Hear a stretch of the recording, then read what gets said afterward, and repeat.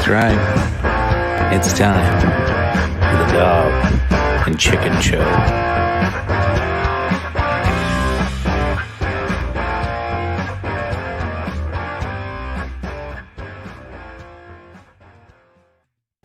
Ladies and gentlemen, welcome back to a live edition of the Dog and Chicken Show. This is COVID Chronicles 18, titled WTF, obviously, with everything going on. Every day seems like a WTF day. Real quick, before we get into tonight's show, plenty of things to talk about. Got a couple of guests jumping on here. Phil, unfortunately, will not be with us tonight. He's putting some food into the ground. He's out there on that tractor doing some planting, so we'll all have some food when shit gets even worse. If it gets worse, I don't know. Sounds like we're on the downhill swing, all this. But we'll see. In the meantime, make sure you check us out, of course, on Facebook, and you can jump over on the YouTube, as Bernie would call it, and make sure you're signing up, subscribing, all that good stuff. After pimping myself out there for a few moments, we'll invite, we'll introduce our first guest of the night, my brother Lynn. How you doing, man? Oh, I am peachy. How the heck are you, sir? Oh, doing a little bit better. I had to recover a little bit. We did that digital bar last night. Oh my God. What I remembered, it was awesome. I don't remember any of it, so I'm going to take your word for it, sir. We were playing music, jamming out. Didn't get too many people mad at each other. It was not too not bad. A lot of drama. It was pretty fun. It's pretty fun. It's pretty fun. You want to introduce tonight's drinking game when I pop it up here? Drinking. What do you have for words today? Media, bleach, sunlight, UV light, and injection. Nice. Yeah. Very. God, that's a lot of words you cannot say tonight. Yeah. Well, they all kind of go hand in hand, as apparently. After. But that's some shit that was like in the news this week, and we can't talk about it. We're gonna talk about it, and that's what makes it all so much more fun. Well, that's great. That's great. Lovely. It's gonna get me drunk. Can't take advantage of me. I'm in Missouri. You're in fucking South Dakota. So yeah. No touching. Social distance. No touchy. Yeah, no touchy. So yeah, make sure you're jumping in the comments, playing along, having some fun with us. We will have Jeremy and possibly Tony jumping on here after a little bit. It's a Saturday. Everybody's behind. Apparently, they all ran out of toilet paper and had to make a quick run. But the show must go on. We'll fuck it. We'll do it without them. We'll do it live. So anyway, first topic I had planned, and Lynn, I honestly, I don't know. I didn't give you any prep on this. It was more of a, hey, all these fuckers are going to be late, and I don't want to talk to myself the whole goddamn time. Lynn graciously jumped on last minute. So first off, appreciate you. Or arm or whatever. Yeah. But tonight's first topic I wanted to bring up was Event 201. Have you heard anything about Event 201? Briefly, just it's another one of them conspiracy bullshit thing. Well, it's not really conspiracy. I mean, it's about like some kind of army training that happened last year sometime involving the pandemic situation training. Am I pretty much on the right sheet of music here? Yeah, pretty much. So what it was is major, international organizations get together in the conference, and there's footage of it, about 3.5 hours worth between 5 episodes. You can look it up on YouTube, Event 201. They have like 5 different episodes and then a highlight reel episode, which was, the whole thing's just weird and creepy, but like, I get it. It's good that they do these strategy plans and plan for, shit to hit the fan. But it's bred a shit ton, like you said, conspiracy theories of like, okay, why did this happen in October? They have this Event 201, and then all of a sudden, China screws the pooch, doesn't tell anybody that we got human-to-human transmission in December. The timing just seemed too convenient for conspiracy theorists not to jump on this. That's I don't know, in a nutshell. It leads you down a lot of rabbit holes, though. I promised the folks that I would watch all 3.5 hours of it. I did. Oh my God. That was painful. I learned nothing. Was it as painful as watching flat Earth videos, or? Oh no, that one I actually laughed at. Flat Earth was fun to watch because there's some funny shit in that. This wasn't funny. And it was super Hollow boring. Earth. Oh, Hollow Earth. I haven't gotten into that one yet. Jesus. Yeah, Is that a that's thing? the one where they say that there's like giants and aliens and shit that live in the center of and the way you can get in is through Antarctica, and that's why they won't let you fly over Antarctica. If you're a pilot, the military will kick you out of it. This is all some bullshit I saw on TikTok. I was laughing. I was like, what the fuck? Like, apparently there's aliens and giants and fuckers all. There's green grass and like, I don't know where they get their heat from. I mean, I guess the center of the earth, it has its own little mini sun or something, and they have their own little planet inside our planet. Sounds and they like run more shit. Imagination Land. And they run the Illuminati and everything else. Yeah. Speaking of Imagination Land, Amanda popping in. Yeah, I am wearing a shirt. Y'all need Jesus. She didn't know she was supposed to be looking for him. That's just a recommendation. Yeah, I don't know. To each his own, I guess. Well, I'm not preachy. I don't care. Hey, who paid your rent, lady? Oh God, Lynn's pissing people off. We're 6 minutes in. I was waiting for him to take a drink before I said that shit, just to see if he'd spit it out his nose or something. But oh, good being shit. a dick. Just being a dick. That's what we do here. I do want to just say that since I came here with like lack of any kind of research whatsoever. Chicken's got a good agenda going on, but I'm going to be depending on the comments from the people again. I need the interaction with y'all. So Amanda, keep up the good work. You're doing God's work. See, he appreciates you. Yeah. So, and we got she flipped you off. So, nice. Yeah. Good start to this. So I'm gonna pull up. I'm gonna have to do some muting real quick. We're gonna pull up and watch a little bit of this event 201. I'll skim through some of it, but it's ominous. It really is when you watch some of the clips on here. So without further ado, let me get this. Have issued travel advisories, while some countries have banned travel from the worst affected areas. As a result, the travel sector is taking a huge hit. Travel bookings are down 45 million people died in the first 18 months. The outbreak was small at first and initially seemed controllable, but then it started spreading in densely crowded and impoverished neighborhoods of megacities. From that point on, the spread of the disease was explosive. Within 6 months, cases were occurring in nearly every country. The global economy was in a free fall. The GDP down 11%. Stock markets around the world plummeted between 20 and 40% and headed into a downward cycle of fear and low expectation. Businesses were not borrowing, banks were not lending. Fear and low expectation. Oh, that seems like a lot of what we're dealing with today. But you see how, just skimming through that 11-minute clip, you can see where people would pull out some nice little nuggets and get fucking crazy with it. So I dug deeper after watching that because that was a big waste of time. I'm like, what are they really saying? So the real conspiracy theory is we're using this for a total government takeover and possibly international takeover. And it always goes back to the Illuminati and the New World Order. I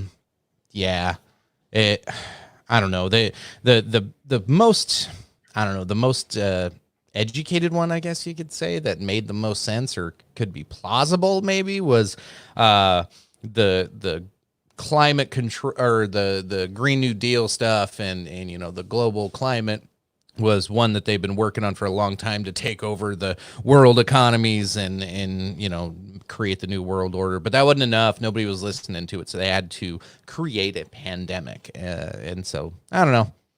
Sounds like a bunch of horseshit, but who am I? Like, I'm just some dude out in the middle of fucking nowhere. So maybe, I don't know. Thoughts? Sounds like a bunch of horse pocky to me, man. Horse shit. Horse shit. But I don't tend to like believe most conspiracy theories at all. So yeah, you gotta give me facts and not just speculation on shit. And a lot of people, I don't know, are easily fucking duped into fucking believing anything. And I hope to hell that your audience is not in that category. I think they're all level headed. Every single one of you. Awesome Yeah, you people. hope. Yeah, I'm kissing the audience's ass a lot today because I need some comments, people. Where the fuck are you? Fair enough. We got a slow start tonight. Everybody's busy. Like we're on the back hill. Like I said, the downhill slide of this whole like COVID panic. So, I think people are finding shit to do, or I don't know. I know Amber talked to a couple of her friends today, and they were like shit faced at like noon. So maybe people are just drinking earlier in the day. I don't know. Day drinking. Yep. I was tempted to do it today, but I just a little off topic. I went on Facebook Messenger or whatever in Marketplace, and I found a 55-gallon fish aquarium, fully stocked. Had lights and a stand in the whole yard. Yeah, so I had like the little cannon barrel that blows out bubbles and like just like rocks back and forth. That was pretty cool. All kinds of shit, and it cost me about $250, but it had all the bells and whistles and shit, and there were still live fish with it. So yeah, kids were happy as shit, and I got it all set up. That was my day project. I got something accomplished today, so I feel good about myself somewhat. That's good. It looked like your daughter liked it. I saw your Facebook post or little video you had on there. She's naming them already. She called one Gerald, one Harold. It was Mr. Stripes, and then since we had a sucker fish that cleans the tank, he was our custodian, so I named him Chris Gangstead. Fair enough. See, Heather or Amanda did pop in another question. We're gonna get to that one. I'll pull that back up here shortly, as that is part of our drinking game. And she did say at least one of the. Yep. Okay. So I'll show it here in a minute. But that is a drink for those playing at home. Nice. We did get a comment about injection. Getting started. So yes. Why? Go ahead. Go ahead. I was just going to ask, what are you drinking, sir? As always, I'm starting off a little soft. I got my Templeton and some Templeton and some diet soda. But I will be jumping over. I haven't decided if I want to finish off the Cardew or the Redbreast, but both of them are really, really good. So yeah, I'll be jumping over to either Scotch or Irish whiskey here pretty soon. What are you drinking? Skeet. I'm finishing off some Crown with the little cherry Coke Zero, which is a nice little flavor added to it. And then I got some Monkey Shoulder I need to top off or to finish off too. So I'm gonna straight up Monkey Shoulder it. Media shit. And now I gotta drink twice. Yeah, that's 3 now. Thanks, Bernie. Bernie better be drinking along tonight. She loves to do this. Yeah. Bernie getting us drunk by 9 again. Good times. Got one more. Good times. Good times. Damn it, Bernie. So yeah, recapping Event 201. It didn't go into a ton of the details. Like I said, it's a bunch of international organizations come together and they war game like what would happen. And some of the scarier things that I watched in some of that was how they talked about how they're going to have to like control some of the media narrative and shut down, the fake news. And I don't know. I think that's causing a lot more problems today than most of us realize is the authoritative news, as they like to call it, which would be your New York Times, CNN, MSNBC, Fox News, all the big names. And most of them are peddling trash, for the left or for the right. So we trust an authoritative media source who almost gives out no news. Like seriously, it's like hardly any actual fucking news involved with most of those. So I I don't know. I hope we really do. I talk about this every week. Maybe it's wishful thinking, but I really hope we see an end to this nonsense of legacy media. It's garbage. It's just infuriating. You'll get this headline that has zero facts and it's all conjecture and it's just like plugging words together, and like you'll see multiple quotes over this word and this word and this word, and then you read down the third, fourth, and fifth paragraph might be right, but nobody reads that far. It's the first two where it's all opinionated, and they said, well, he said these two words, and then he said these three words, and so we just put them together and made his sentence for him, no matter who they're talking about. It's just gross. And that's who we have to trust during a pandemic is this bullshit that's just thrown out to us, and my phone just all day long, beep, fucking popping up with these fake news headlines. Then you read through it, and there's some news in there, but most of it's just garbage. Yeah, left, right, doesn't fucking matter. You watch Fox News, it's just as stupid. It's like it's the yin and the yang. Your Fox News and your CNN are like polar opposites, and it's Fox News will defend anything right wing no matter what. They're perfect in every shape or form, and then you go to CNN and Trump is the devil. He's he's the Antichrist. He's the worst thing since fucking Nickelback. That's saying something. Yeah, it's ridiculous. It's kind of just tell me what happened today and just let me make up my own fucking mind on, if I like this guy or that guy or whatever. I don't want to be pushed towards some motherfucking agenda that they have. And they do this because, they want the ratings, and the ratings give them money. And the only way we can stop this bullshit is just stop watching it and get your news from other sources. And if you can't find good news sources, then just be an uninformed asshole like myself. So you're telling me my getting up in the morning, drinking coffee, and rage watching the news is not helping things? Nope. It's more of the same. Sorry. You're keeping the status quo. I seriously, I get up in the morning and I just like start flipping through them, and I'm like, oh my God, that's stupid. Oh my God, are you serious? They're saying that. Oh my God, oh my God. Like, I just get mad. And then I switch over to YouTube and get my real news. And I don't know, sometimes that pisses me off too, but what do you do? So I guess that'll just lead us into it. Fuck it. Let's skip ahead. So the question, we already drank on this one. Why is the leader of our country stupid, suggesting to, cleaning products? Did the Tide Pod challenge not teach him anything? So there's a lot to that. If you actually like watch the clip, and if you know anything about him, like, it was stupid. I'm not gonna try to fucking defend him, because it was the dumbest thing I think he said in a while. Because, like, honestly, you're the fucking president. Like, you should just be able to, like, yeah, come on. Like, did I imagine, like, if his mom was around and saw him say that, she was like, oh my God, like, like, I don't know what Trump's mom would sound like, but I bet it wasn't good. She'd probably be very embarrassed for him. I don't know. Like, you can't take people serious when they say shit like that. But at the same time, they just took it completely out of context and fucking, I don't know. It's like taking taking a piece of meat. It's got stickiness to it, and you just like throw it in some breading, and everything just sticks. I don't know how you fix it.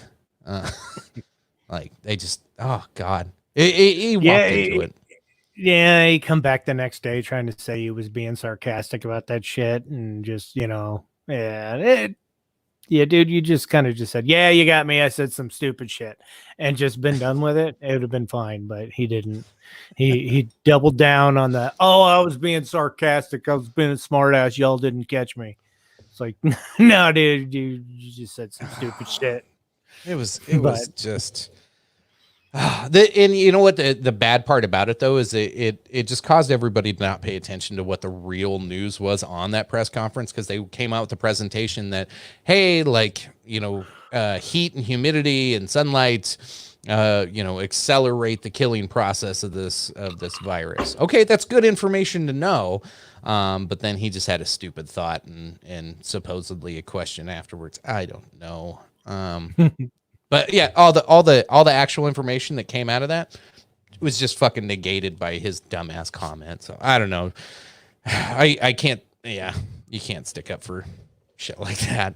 But at the same time, like, it just, the media shitstorm afterwards was just as fucking bad as what he said, because they're like, oh, he's gonna kill people. Well, no, because you're fucking making it worse. You're making it sound like he's telling people to go inject shit. Yeah, I said it. Drink. But like he never actually said to. Like, to be fair, he never actually said to, but the media pretty much told everybody he told them to say it, or told them to do it. I'm just like, oh fuck. That's the silliest shit about like CNN is the fact that they think that Americans are so fucking retarded. Sorry, I said that magical word that you can't say. The R anymore. word. Yeah, my bad. That they're so stupid that they would go out and inject bleach into their fucking veins. I mean, okay, yeah, maybe there's like 2% of Americans that are that dumb. And you know what? Maybe they should fucking do it, and just so we can be done with the stupid people. I don't care. Fuck it. Did make some if you're good dumb enough memes. to fucking if you're dumb enough to fucking do half that shit, and they're like, don't yeah, I can't say the word or else I have to drink again. But yeah, and fuck. It's hard for me to keep a good sentence when I'm trying not to get drunk over one little rant. I do love every time we have these gaffes though, because it does generate the awesome memes, and you see them joking back and forth. But yeah, it's like, but these gaffes that Biden's been doing for like fucking ever, and they don't. Well, obviously he's not the president, so they're not going to scrutinize the shit out of him yet, unless he wins or something. But I don't know. That's probably not going to happen either. I'm not a big fan of old Biden. I'm not a fan of many of them. Well, what did he say? He goes, "Oh, yeah, we're going to take your AR." What did he say? 14s? He called it an AR-14 or an AR fucking, yeah. He's like, well, we'll take your AR-14 and it hold. You don't need a 30-round clip. It's like, yeah. Then he called that guy he called him a dickhead or something. What did he say? Yeah. Or he called him a lying jackass. piece of shit or jackass. It was great. Something. It's like, I did like this one. Joe Biden is really affectionate. Jeffrey Dahmer is just really hungry. It's fucked up. Some people really hate Joe Biden. well, it's just, I don't know. They always say, your president is somebody you want to drink a beer with. I don't know, man, dude. I would like to have a beer with Joe Biden just so I can hear some of these stupid ass stories about corn pop and fucking like growing up and dealing with this fucking, apparently he was in a gang ridden fucking land or something where they sharpened their fucking straight edge razors on the curb and then stuck them out in the rain to get them rusty. Yeah, what was that? And then the hair thing, like, yeah, the pomade. They used to rub my legs and watch the hair stand back up. What the fuck is he talking about? oh, and Bernie. Here's another one. Got another drink. I'm always hesitant to go back to the comments when I see new ones on there, because I'm like, God damn it, Bernie said because it's something. probably Bernie saying some shit. Damn it, Bernie. Damn it. What else do we have? Let's see. Your daughter's not going to be happy that I'm drinking so much, Bernie. Let's see. We got God protects dumb and stupid. Have some X's and the president to prove it. Fair enough. Yes. I thought you weren't looking for Jesus, though. Just sorry, man. I gotta rebut you a little bit there. I didn't know I was supposed to be looking for him. No, so God damn.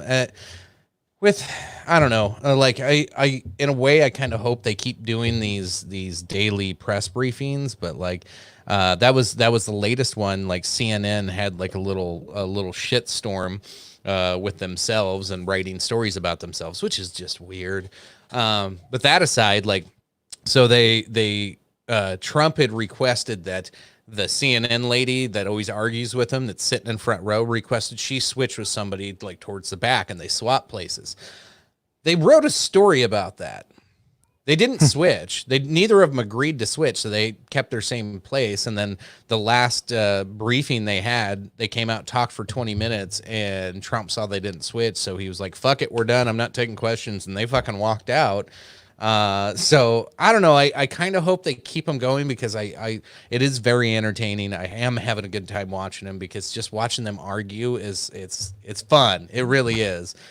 But I don't know. It's probably better for him, because that's less chance of him saying something completely fucking stupid, like injecting shit. God damn it. Sorry. I don't know if maybe I'm right. Maybe I'm wrong. I don't know. I think they're important. I think people look forward to them. You do get a lot of good information out of them, but then it just turns into a fucking toilet bowl of insanity afterwards. I don't know. Mm-hmm. You watch any of them? Nope. I've been kind of. When are they going on? Usually around like afternoons, right? Or like They're like 4 or around 5. noon? No, they're like 4 or Yeah. 5 p.m. usually. Okay, well, they used to be playing them like around noon. I was watching them at lunch, but I only had a half-hour lunch, so it was like, yeah, he ain't really saying much that needs me to pay attention to. And then by the time these press conferences are going on, I'm not watching, because I just got home from work and You don't want to get pissed. I got kids running around acting the fool, and yeah. I ain't got time for the news at that time.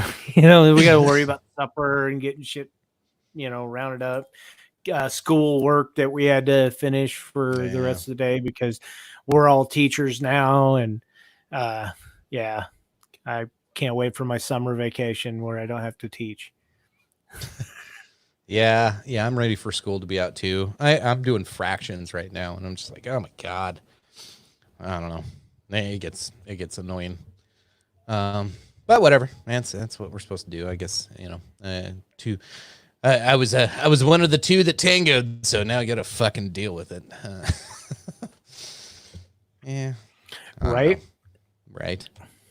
Let's see, what else did I have on? The Trump gaffes. So yeah, that was the other one. CNN like made a big deal that he's not letting them, or he got mad they didn't switch seats. It made me think back to like some of his prior ones. I might just start like keeping a tally of like all of these fake rage bait fucking moments they have over nothing, and really waste everybody's time. And I don't know, shit, maybe I'm wasting everybody else's time with it, but I don't know. It seems like all anybody can talk about, though, outside of Corona. I guess, I don't know. It's nice to take a break from Corona. Maybe politics is fun all of a sudden. I don't know. It's fucking weird and gross, but I don't know. I think we might have said the word media a couple of damn times. Did we? In the past, yeah. So I'm just going to go ahead and say, well, I already said it, so yeah. We'll have a couple just to be safe. I was reading your ticker and I go, oh yeah, that's the word. Shit. So yeah, I'll just keep randomly popping up memes here that I've saved over the last week or so since our last show. There's plenty. Jesus Christ, the meme factories are on fire. God damn it, Bernie! I knew it. I was like, oh, I got a comment. She did twice. What a dick. That's why the ticker goes away after a while. So yeah, being prepared for 2020 and taking an arrow in the eye. It's about how shit's going. Outside of that, we've been seeing a lot of complaints, and I don't know. We do have a family member impacted by this. The airlines took a $54 billion bailout but are also keeping all the ticket money of prior tickets purchased and not refunding it to customers, instead giving them 90 days to reschedule their flight. Like, that's a dick move. I'm sorry. Like, I'm sure most people, I'd say, half or a little over half are like, okay, yeah, I'll just reschedule something for July and it'll be all right. Well, not everybody can do that. Maybe you got shit going on. You can't, reschedule a trip later on, or you just need to cancel it, or maybe they need the fucking money. Yeah. Here. Imagine this scenario here. Like, you were planning this really kick-ass vacation. You were going to go fly to Cancun or some shit, right? Well, then all of a sudden the Rona hits, and then where you're at. Okay, well, guess what? You got laid off your fucking job. You don't have any money, and lo and behold, you get $1,200. Well, that ain't gonna do shit but pay your fucking rent, and maybe put some food on the table for about a week. You're still fucking broke. Hey, remember that fucking flight I had? I can get a refund on that ticket. No, you can't. So you're still fucking broke. But hey, you can still fly to Cancun 3 months from now if the Rona will allow you. But you're gonna have the money to hang situation. out. Yeah. And what are you gonna do in Cancun when you're fucking broke anyway? Yeah, I don't know. That's just a really I don't understand how they can take that kind of fucking bailout and then just hang on. And I can't find the figure. So somebody had posted it on Twitter the other day, and I think it was on that TikTok video you sent me. But how many billions of dollars of customer funds do they have that they're just hanging on to? And do you remember what that number was? It was fucking crazy. It was an ungodly amount of money. Yeah, and then they're still gonna get bailed out by the government, and so they're double dipping. They're gonna keep your fucking money. And then they're going to take more of your money, which is taxpayers' money, and they're going to get bailed out while they still have all your money. It's kind of fucked up, but hey, nobody seems to be standing up for the fucking lower to middle class on this one at all. So fuck the government. It'd be simple fuck as you in the ear. Yeah, it'd be as simple as oh, you're not going to go anywhere. Okay, let's give you a one-time refund. That's what a lot of them did. I usually fly with Delta. Delta, I got a message saying, hey, if you have any flights, which I had some work ones, but I always get those. But yeah, they were pretty cool about it. I don't understand why the rest of them can't just fucking dish it out. It's not I don't know. Most people are still going to keep it, and they're still going to reschedule. I don't know. Seems like a fucking terrible, terrible move, but I guess nobody likes the fucking airline industry anyway, so yeah, they probably don't really care. They're not customer-centered at all. Let's see. You got a low-key dude in the comment section here, Mr. Tom Pinion. Yeah, reading that one there. Let's see. StreamYard. Let's see. There it went through. So real quick, rounding out the fucking airline piece. I don't know. Tell us in the comments what you guys are thinking, but garbage. It's just disgusting. You're taking this $50+ billion bailout, and yeah. Total shit show, total failure. I don't get how this is okay at all. Lynn, what would you do if you were the head of the airline association? Refund everybody their fucking tickets. You sound like a really good guy. Maybe we should sound like a level-headed dude, but I'm pretty sure if you go and ask somebody like that, and in that situation, you'd be like, well, it's a lot more complicated than it sounds. You see, we gotta do this, and we gotta manage the overhead of the, and he'll just blow smoke up your ass and sound like a dickhead. Meanwhile, as soon as you finally get on your flight later on, they're gonna fucking charge you an arm and a leg to get an extra bag on the fucking flight, and yeah. Airline service in a nutshell is just stupid. I don't know how many times you've flown. Whenever I flew, it was always you sit in the most uncomfortable fucking seat there ever was. They give you shit food that you wouldn't give your enemy to eat. Normally everything tastes like shit. And then U.S. Airlines. When I was overseas, I flew on a flight for a Emirates flight. United Arab Emirates or whatever. Yeah, we flew in there, and the stewardess were kind of dressed all just snazzy as shit. They had this was like 2006. They had touchscreen shit behind your seat, like that was way ahead of everybody else. You had your own little way of entertainment. They served you ice cream up in that bitch. I was like, that the seats were comfortable. Everything about that, I was like, why the fuck do these guys have a really kick-ass airplane, and like their airports are awesome, and you go back to America and they still have like ashtrays on the arm fucking rests and shit, and it's like, you're still flying a fucking 30-some-year-old fucking plane that, you know, they just took down the no smoke or the little smoking light that used to come on, and it's, yeah. I felt let down by our fucking airlines, and they just get worse and worse. And then they started charging for baggage and extra shit and whatever they can fucking rake you under the coals to get more money. That's all they want, is more of your money. And, you know, more people would fucking fly if they could afford it. So if they're having a problem with the amount of people flying, maybe they should fucking adjust their pricing and stop nickeling and diming the fuck out of everybody. But I don't know. I'm just a fucking squirrel nut motherfucker who lives in Missouri. I don't know shit. Fair enough. No, yeah. I did see I seen like layouts and designs where they might actually like redesign like the seats and like put like a I don't know, like this fucking plastic like wall around, and so one person will face this way, the next one will face the other way, and they'd have like plastic wrapped around you, so it cocoons everybody, so you're not like coughing on each other. But it looked like it was more spacious, but I'm sure the pictures always look better. I don't know. It all sounds like shit. I don't know.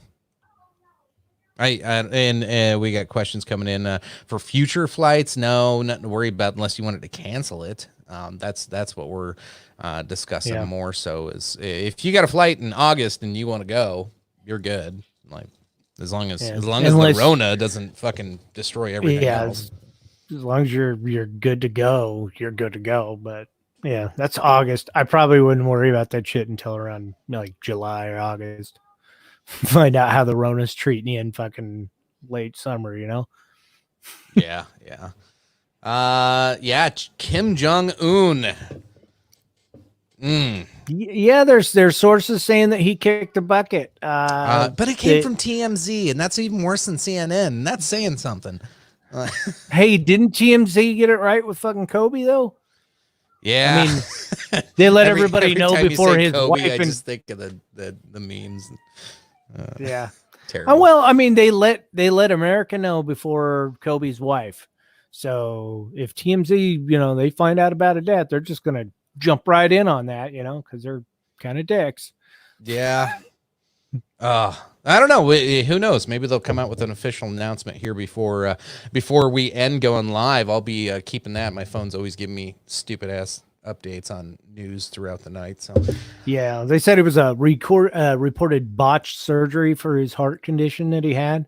So was it botched as in, oops, he fucked up, or was it, I'm gonna botch that motherfucker, he killed my uncle, you know, or something like that? Oh God, yeah, they all just kill each other over there.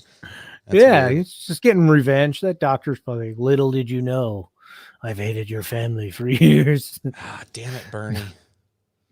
God Bernie, damn it. Bernie's just trying to get. Bernie's making me drink. All right. We did. Now I gotta hit the scotch. Yeah, you better switch over, man. We did pick up Tom. So we'll welcome a new guest. First time on the show. Welcome, Tom. How are you today?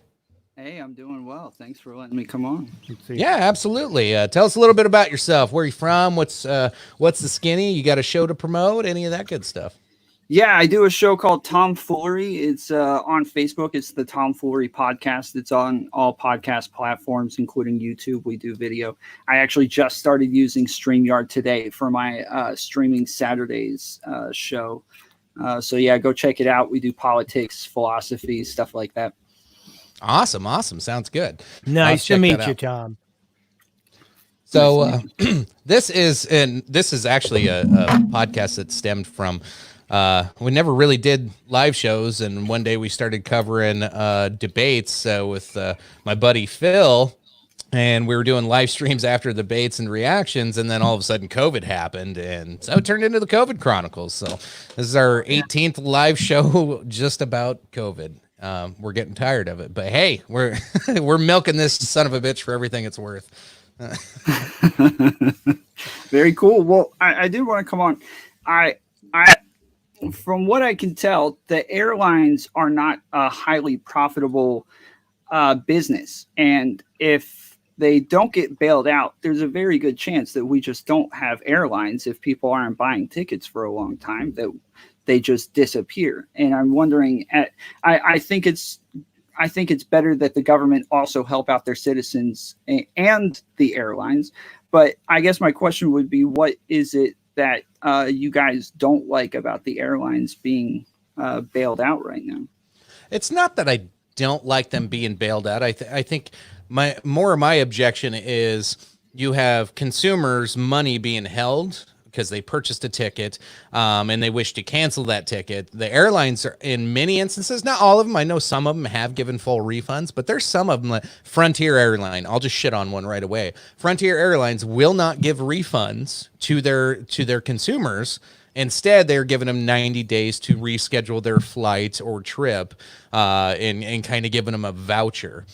To me, that's, I don't know. If you're going to take a $50 billion plus bailout and then you're going to tell your customer to piss off, that's my money, when they likely need it, that's not a good look, bro. That's not good luck. Yeah. I agree. You're going to get government money. Yeah, sorry. Yeah, there's an article from the USA Today that says that lots of people have gotten refunds, but I agree that it would be great if they were able to give refunds. But again, if they're not able to afford these refunds and they do end up going out of business because of this, do we just expect the government to give them now an even bigger bailout to make sure that we don't just stop having airlines? No, I think it goes a little deeper. Is why is it not a profitable business? Like, I think you got to get at the root cause of it. If you're going to be easily decimated by, a month of business being shut down, like everybody else is expected to, hey, government, give me a little bit of money so I can pay my employees so the economy can keep running when we open back up.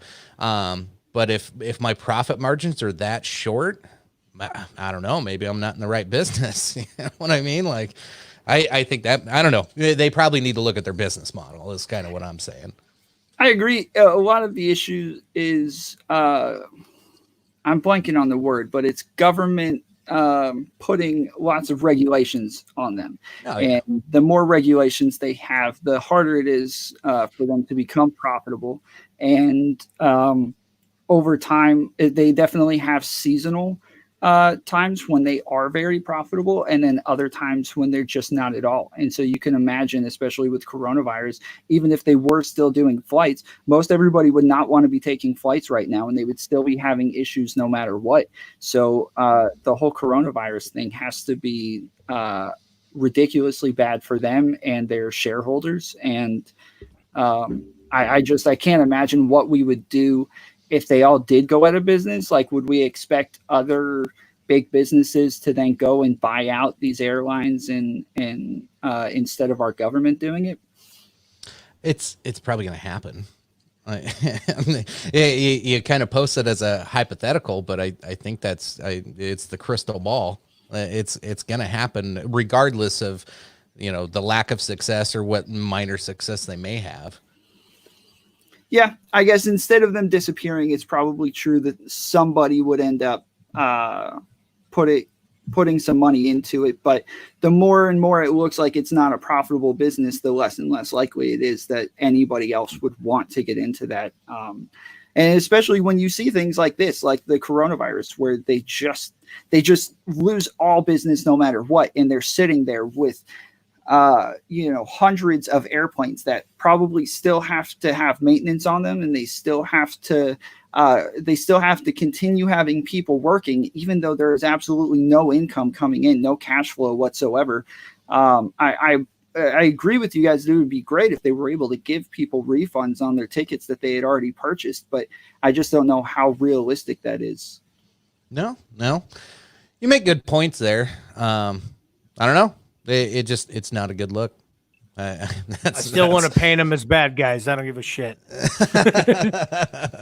Yeah, it's great to paint the airlines as bad guys, especially when they get bailouts all of the time, and so it seems like they're just sucking the economy dry or all of our tax money dry nonstop. But I did post an article in the chat if you want to look at it. It's just I'm getting that pulled up for you.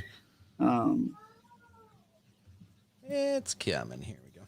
Yeah, let me know if you hear my kids in the background yelling upstairs. I not mute too bad. my mic and I'll handle it. But I'll handle it, poor kids. Now here's your article you sent over. So snagged an airline refund amid the pandemic. Here's how to get one if you're eligible. So does this break down like by company, or is this kind of like it goes vague? through? Yeah, it's fairly vague. It goes through a couple big companies and says exactly what it was that they did. I think. So, yeah. I think it's going to be some of those smaller ones. I mentioned Frontier because that's the one that I know for sure had a pretty rotten experience with folks that I know. A lot of that stems from they are a smaller business. They're more of a seasonal business. And that's their argument of why they don't want to do that. But like I said, I usually fly with either Delta or United. And I know Delta, like when all this shit started, they sent a message to my app on my phone because I do all my ticketing through there. And they're like, hey, if you have any flights that need to cancel, don't worry about it. We got you covered. Like they were just flat out, straight out in the open with it. They're like, you can either have credit or money back. If you do credit, we'll just leave it on there and you just book a flight whenever. Or, they gave me options. They were pretty open and straightforward with it. But I don't know. Maybe it's the smaller ones that have these problems. Maybe I don't know how they're allocating these funds to some of those smaller airlines like a Frontier or some of the little puddle jumper ones that work with the bigger ones. I don't know. Yeah, it probably is more likely that the smaller ones are the ones having issues giving refunds. But if you remember, I think it was only like 10 years ago that Delta was claiming bankruptcy and laying off all of their workers and selling off jets and all sorts of stuff. So they've had a lot of issues as well. I wonder how they're going to come out with the fuel prices, though. That's good news for them coming out of this. If fuel prices don't recover until mid to late May before, I don't know. They can load up. I don't know how the fuel market works on planes, but I know this is good news for them right now. It's certainly good news for farmers because the equipment they're using right now to plant, it takes a lot of fuel and it takes a lot of oil, and they're probably kind of happy that they're not having to spend a lot of money on filling the tanks up as much, So, Amanda, did you have to quarantine after that? Probably. She did comment it sounds like her mother was a flight attendant for decades with Delta. I agree. I've never had problems with Delta. They've always treated me good. Let's see. Anything else? We did have she did. Oh man, she's trying to get us drunk tonight, Lynn. She gave a bleach media injection. There's 3 drinks for us. I don't know if you're drinking along with us or not, Tom, but we do this drinking game every live show. So it usually turns into not something you're supposed to drink as much. So yeah, Amanda, go to hell. It turns really colorful and fun by about 2 hours in. So. Well, I appreciate you guys letting me get my 2 cents in. No, appreciate it. Y'all All check right, out hey, Tom thanks Foolery. yeah, Tomfoolery. That's on Facebook. You said you have a Facebook page, or Yeah, if you Hey, search post it in the Tom comments of the video. Foolery. Gotcha. Thanks, guys. yeah, I'll pop it up here on the show. Thanks for joining, Tom. Reach out anytime, man. Love to have you on. All right. Appreciate it. All right. So that's kind of wrapping up our airlines discussion. He made some good points there. You know, it's easy to shit on him and bitch about him, but can we live without him? I don't know. Are they going to go out of business? And how much of them going out of business are we okay with? Some of those little airlines, you know, the more I think about it, you know, they're the ones that drive the prices down sometimes because they're offering better deals seasonally. The frontiers of the world, you know, if they're willing to give you, you know, $50 cheaper round trip flight to Hawaii or something, then the other airlines have to keep their prices low. So I don't know. Could have bigger implications long term. Hey, did we just bust our first like stranger just pop up? Cherry, yeah, stranger cherry. I mean? You can call it a stranger cherry, man. So this goes to show to anybody who does podcasting, if you want to jump on and tell us we're full of shit, or you know, let us know what's going on. You fucking send him a message during the comments, man. He'll put you on. He don't give a shit. Do it. I don't. As long as you don't like say anything too terrible. I Alex Jones, if you're listening, get on, man. Yes, we'll take Alex Jones any day. I think I had seen him. I think I'd seen Tom in one of my Facebook like podcaster groups or whatever. Right? So the name sounded familiar, so I was pretty comfortable bringing him on. But you know, I'm crazy. I don't care. I'll bring about anybody on sometimes. So. Let's see. Next topic. We talked about some of the Trump gaffes. We talked about airlines. Talked about Event 201. Let's talk protests. I was trying to wait and see if Tony or anybody else was getting on. I'm done waiting. Protests, are they right or are they wrong? That's a tough one. I know. Double-edged sword. I get what the fuck they're protesting about, but the way they're doing it is probably not a good idea. That I don't know what was going on with the nurses that was in the middle of it. Do you remember that shit where they had they had nurses? Fake news. Yeah, that's fake news. They panned it like they were legit nurses, and so they were yelling at them, calling them paid actors and bullshit artists and blah blah blah. And I was like, well, okay, maybe they are paid nurses because if you're a nurse and there's a pandemic going on, I don't think you have time to go out there in your scrubs and stand out in the middle of a fucking protest. And B, if you were a nurse, you would know better not to fucking stand there in front of a bunch of other fuckers not wearing masks and shit, especially when there's a pandemic going on. So I don't believe they were nurses either, man. I thought that was bullshit. Yeah. When I seen it, I was like, that just looks way too convenient. You know, staged, if you will. Staged, yeah, it looked pretty goddamn staged. And then, like, I did the whole, you know, we talk about this all the time, wait 24, 48 hours and see what comes out. And sure shit, Tim Pool called him out. He's like, nope, fake news, this is bullshit. And he, like, went through everything that everything he found out, the photographer, and just the way the way they pinned everything up. Real quick before we get deeper into that one, so I got it pulled up here. Again, thanks, Tom, for jumping on. Tom Foolery podcast, got it pulled up here. That is on his Facebook page, so you can check it out, facebook.com/TomFooleryPC. And yeah, definitely be looking to return the favor someday, sir. Appreciate you jumping on.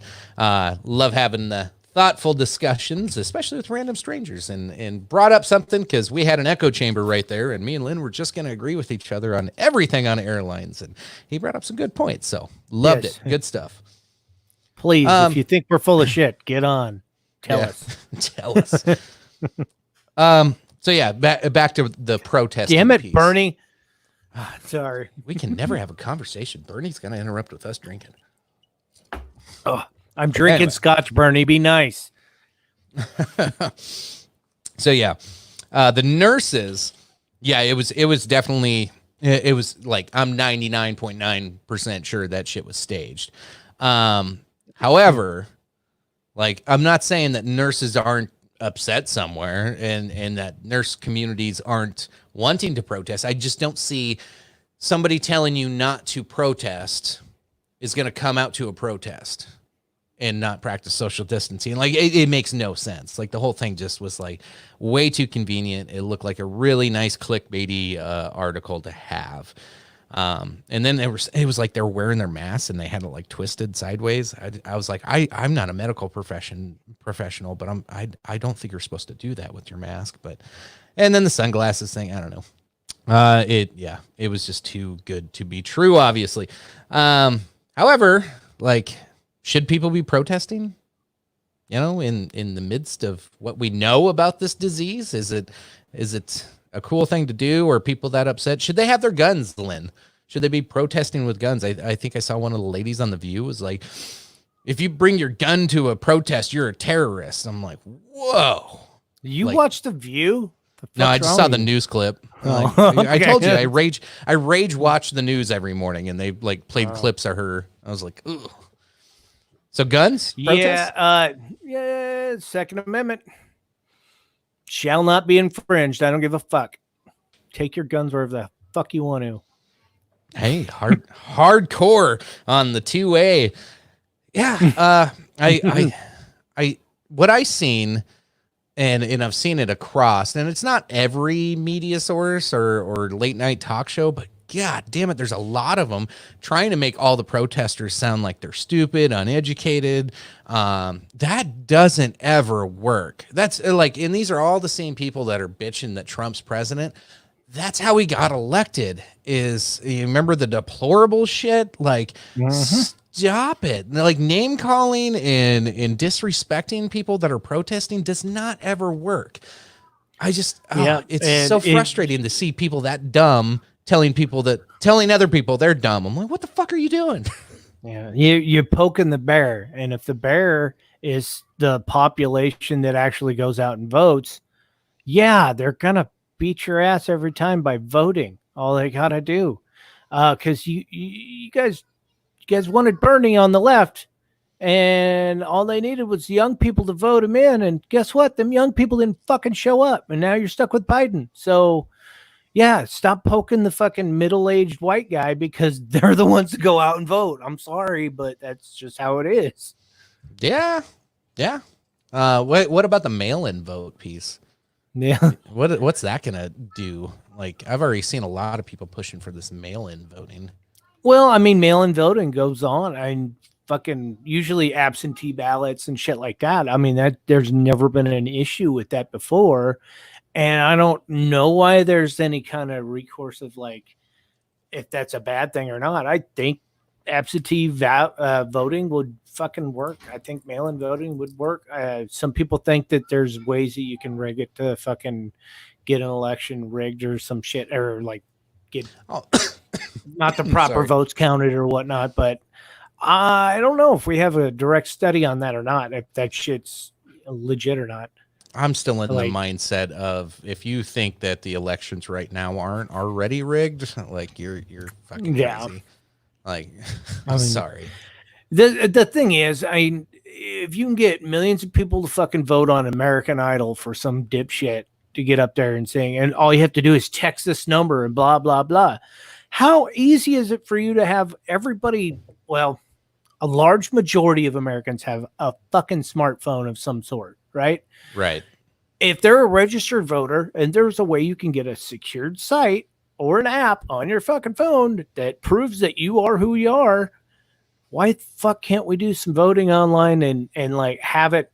I don't know. You can't make it hack proof, I guess, but you know, I'm shitting on my shit right before I was trying to bring out my point. I'm already trying to kick it down with my own, like, yeah, they can hack into that shit. Yeah. You're like, oh, I see holes in my own. My own idea that was coming up fresh in my head, I started poking holes in it before I was done saying it. God damn it, I hate it. It's no different, though. Like, I could poke holes into our current ballot system. Exactly. So you can poke holes in any system. or maybe I they don't know have why we're still in this archaic fucking bullshit way of voting still. It is dumb, and it's fear on the right that you will get more people voting because, as you said, it's a lot of mid America white guy that votes, and I've seen the Facebook posts of like everybody that's been voted in has been voted in by white people. Okay, then fix it. Why is it just white people getting the votes in? Okay. I don't think it's a racial thing. I think it's just us having an archaic system and nobody wants to change it because it works in certain people's favor. And not the voters' favor. Like that's the real truth. It's just not in the voters' favor, just the only people that get out and vote. I don't know. If we make it more convenient for everybody, where in the Republicans will get their way too, because if you do like an online app thing, they have to verify who you are. So there's a way you can verify who you are as a voter, and that's through like, social security number or shit like that.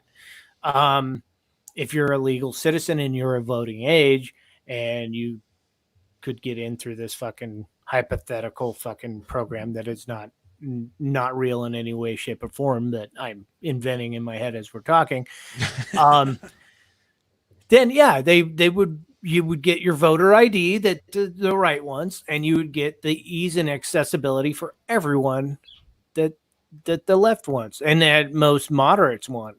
We want voter turnouts. We want actual people to vote what they want. I don't care if you're Republican or Democrat or a fucking libertarian or a fucking orange sandwich. An orange sandwich? What kind of sandwich is orange? Jesus. Well, it's the Trump sandwich. The Trump sandwich. Gotcha. No, it's Orange man bad. Orange man bad.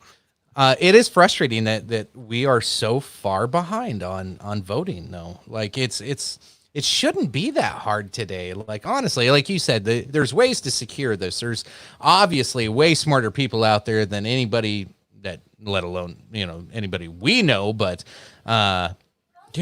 there's got to be a secure way of actually making this happen and doing it in a way that makes sense. That even, that I think some of the arguments I heard, from the right is, what about the elderly? They're going to have problems with this. Well, why can't they do a paper ballot too? Like, if you like the way you vote now and you get out and still vote, then fuck yeah. Why can't we have more than one way of voting? Like, I don't know.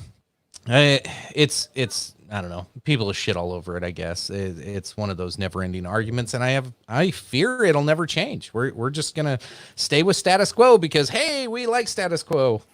We're all afraid of everything. I don't know. I have very little hope for humanity. I'm just gonna say that. Yeah, me neither.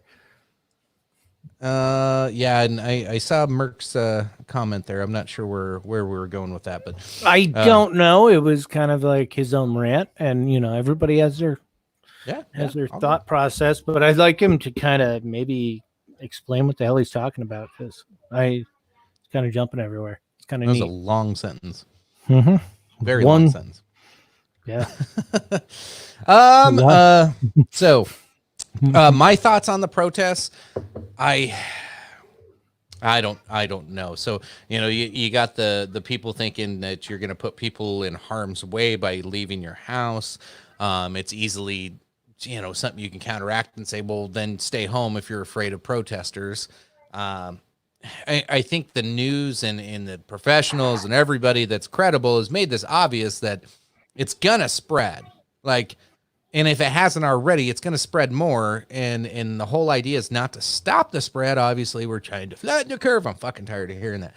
But, we all know we're going to get it. And these protesters, sure, they're going to cause a little bit of a blow up in cases. But when you look at the different cities, what was it? I saw Nashville.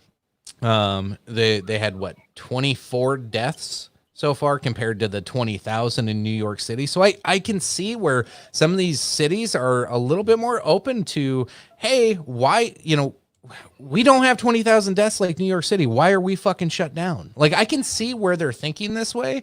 And I support them with it. They're losing their lives and losing money and losing their jobs. People are, there's some scary shit going on. People are depression's at an all-time high, and people are thinking it's okay to take bleach. I guess we'll drink on that. Like, oh shit, we're gonna listen to every stupid thing we see on TV. Like, it's a real problem. So, when it comes to the protesters, there's always a little risk reward factor. I support anybody who wants to protest anything, anytime, anywhere, as long as you do it safely and not harm anybody else. Now, if they don't want to practice social distancing between each other, I guess that's their prerogative. It's not a law. Like, I don't know. I'm an American way believer. And if you know the risk going into it, hey, all the power to you. I won't stand next to you. And if I do, I'll probably wear a mask. Maybe I won't. Maybe I just won't go because I'm probably going to go to work. I don't know. Oh, yeah. I don't know. When it comes to like, I don't know, some people are just not following the whole social distancing thing regardless. And if it's near you, what are you going to do if you're standing in you're in a Walmart and you have to stand on them little blue squares every 6 feet? They got another blue square and you're waiting in line, and some asshole just stands up right behind you.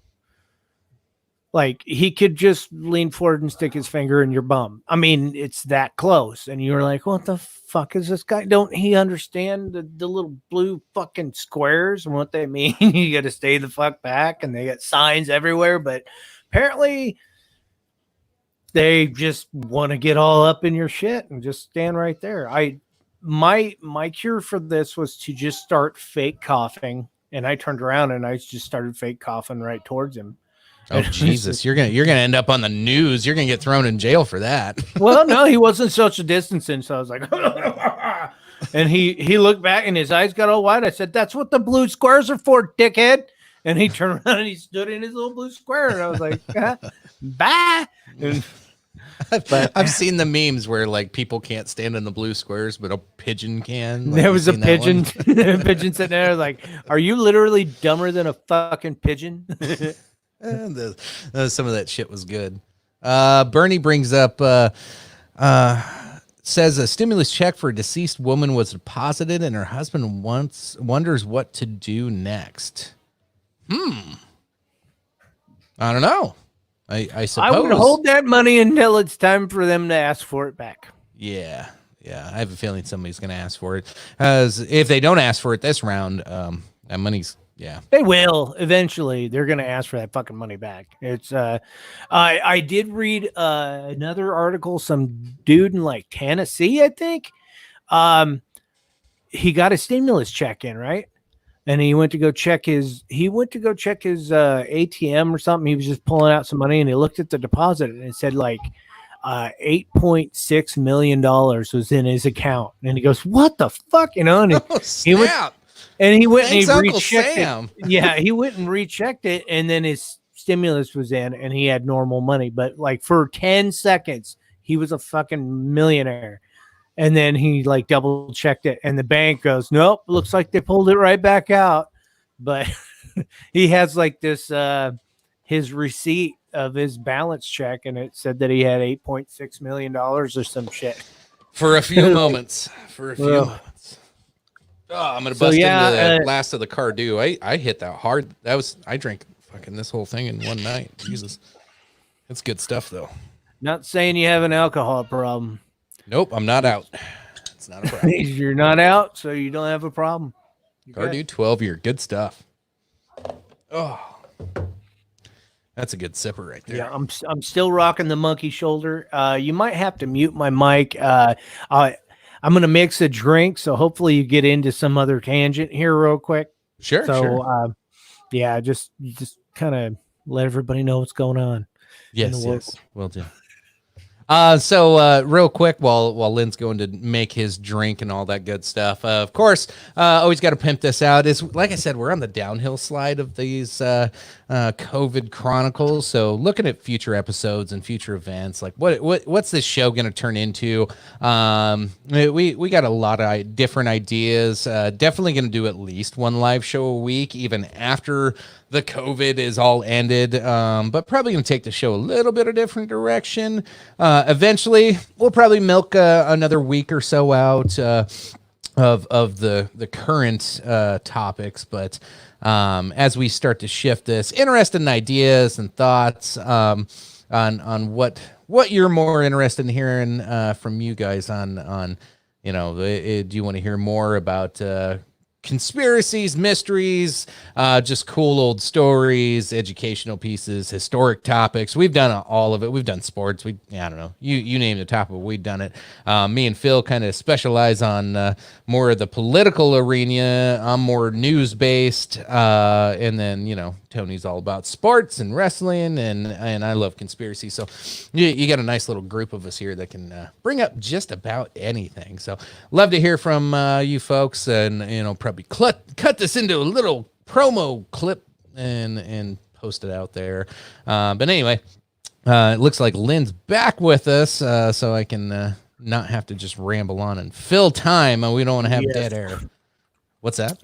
I am back. Yes. I tend to dabble into the music section. I get more music related shit because I'm not a musician. I just appreciate my fucking hard rock and metal.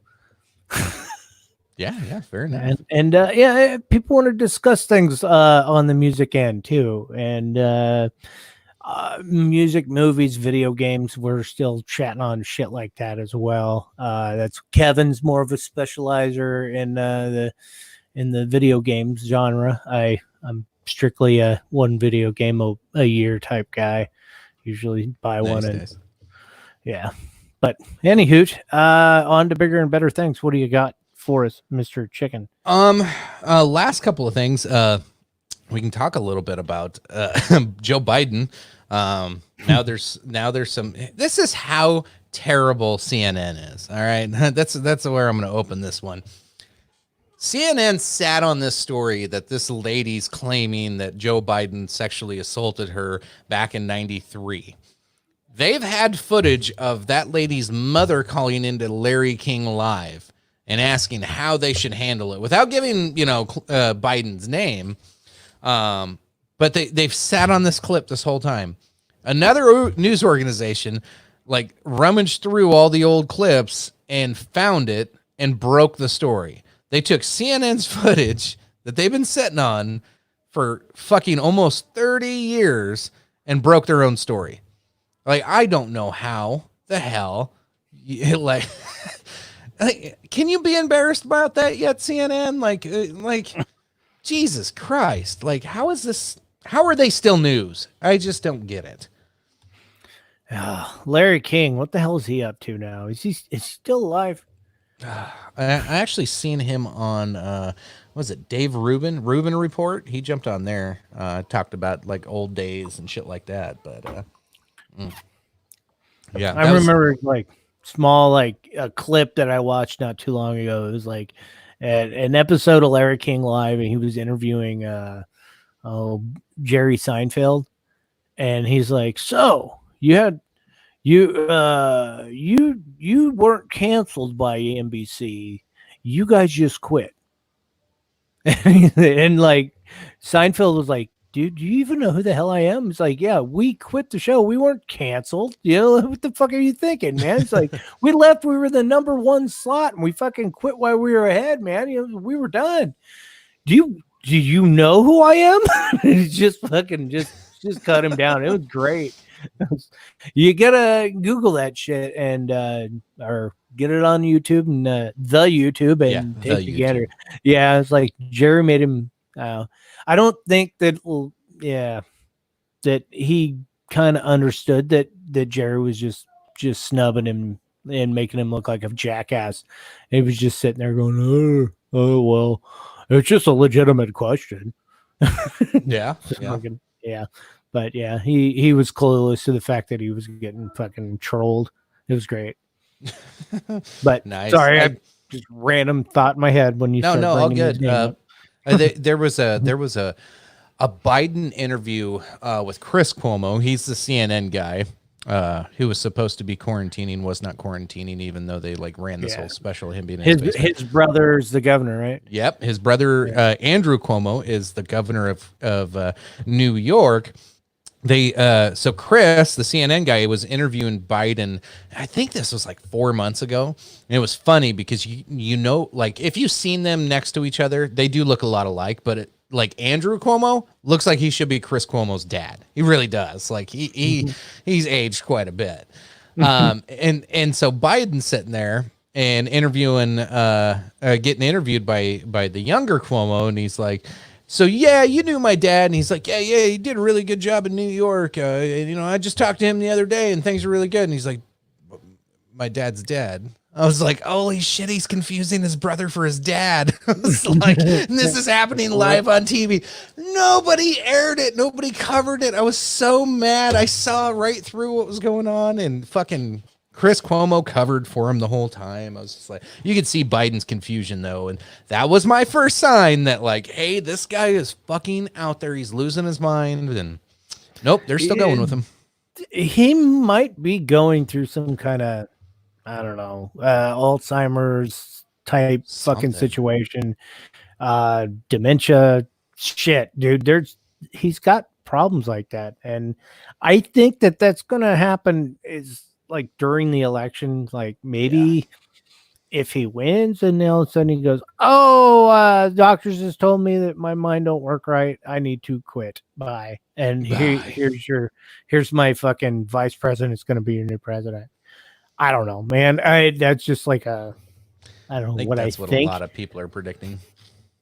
Yeah, it's like he's gonna hand the reins over. I don't know. Well, him and Trump are about the same age, so So I can't say he's older than dirt. I mean, they're that typical fucking age that most politicians get to when they want to be president. You know, so yeah.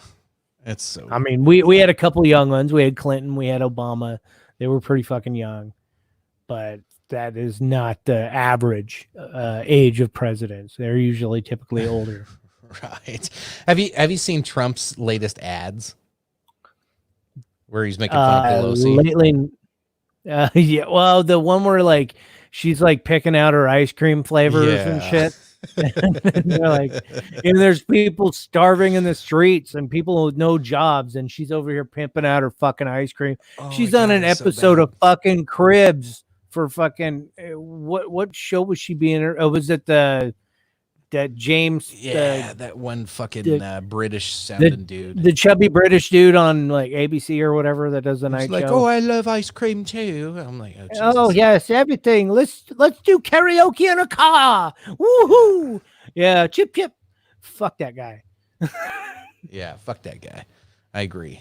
Let me see. There was another one. Kid wants a hug.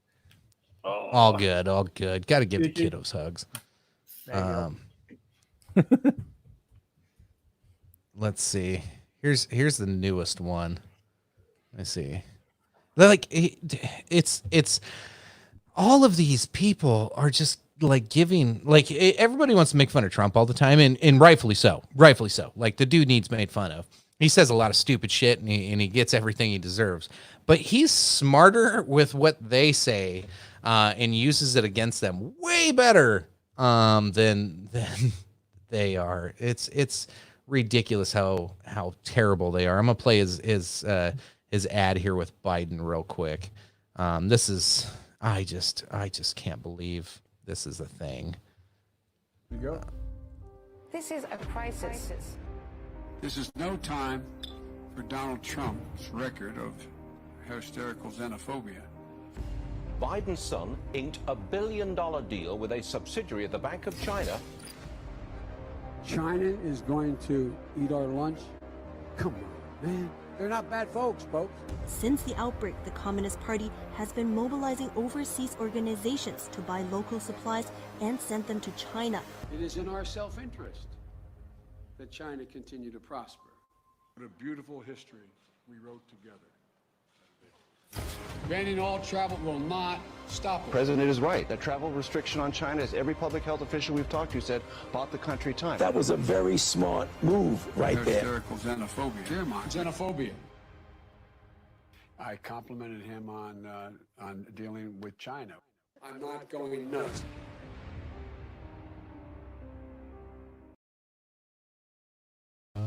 I'm not going nuts. That's what he said there at the end. That's fucking the fact that that was perfect clip. Like, and that's what Trump's good at, and Biden's obviously not. I would argue that the right is just better at memes and some of these things and attacks than the left in general. Because I don't know, like they're not afraid to go below the belt, and honestly, I think some of them are funny. Especially the Pelosi one. The Pelosi one was fucking. It was funny as shit. Like you got. I mean, it wasn't funny, but it was like in a like holy shit. They fucking pinned her to the wall kind of way. It was kind of sad to see, this crazy lady with $24,000 refrigerators full of fucking ice cream, and then it shows like somebody's like actually like starving, opening up their empty fucking freezer, saying, "Yeah, I don't know how I'm gonna fucking eat." But yeah. Jesus, what kicks in the balls that the Trump campaign's doing. He's winning that one. And I don't know, Pelosi shouldn't have fucking been going around showing off her fridge. Like, yeah, we get it. You're a baller, lady. You fucking, you came in there. You came in there like a middle-class person, and now you're a fucking millionaire, and you've been in politics for fucking 30, 40 plus fucking years. You're old as shit, and you're a millionaire because you basically took bribes to fucking pass shit, and you're a typical fucking politician, and we should get you out of here. But thank you for proving my point by showing us your fridge full of fucking different flavors of ice cream. She's got a goddamn Baskin Robbins in her fucking bottom freezer, man. It's fucking stupid. She had 37 fucking flavors of bullshit. Yeah, it was crazy. And they're all like full and perfectly stocked. Like you can open them up there, and nobody took a scoop of that shit yet. She's like, I gotta get my ice cream situation taken care of because I'm gonna be on fucking bubbling idiot dude from Britain's fucking show tonight, and I need my ice cream looking good. And her fucking her illegal immigrant housekeepers are like, yes, master. And that's what's going on. Probably with the housekeeper piece. I mean, probably. But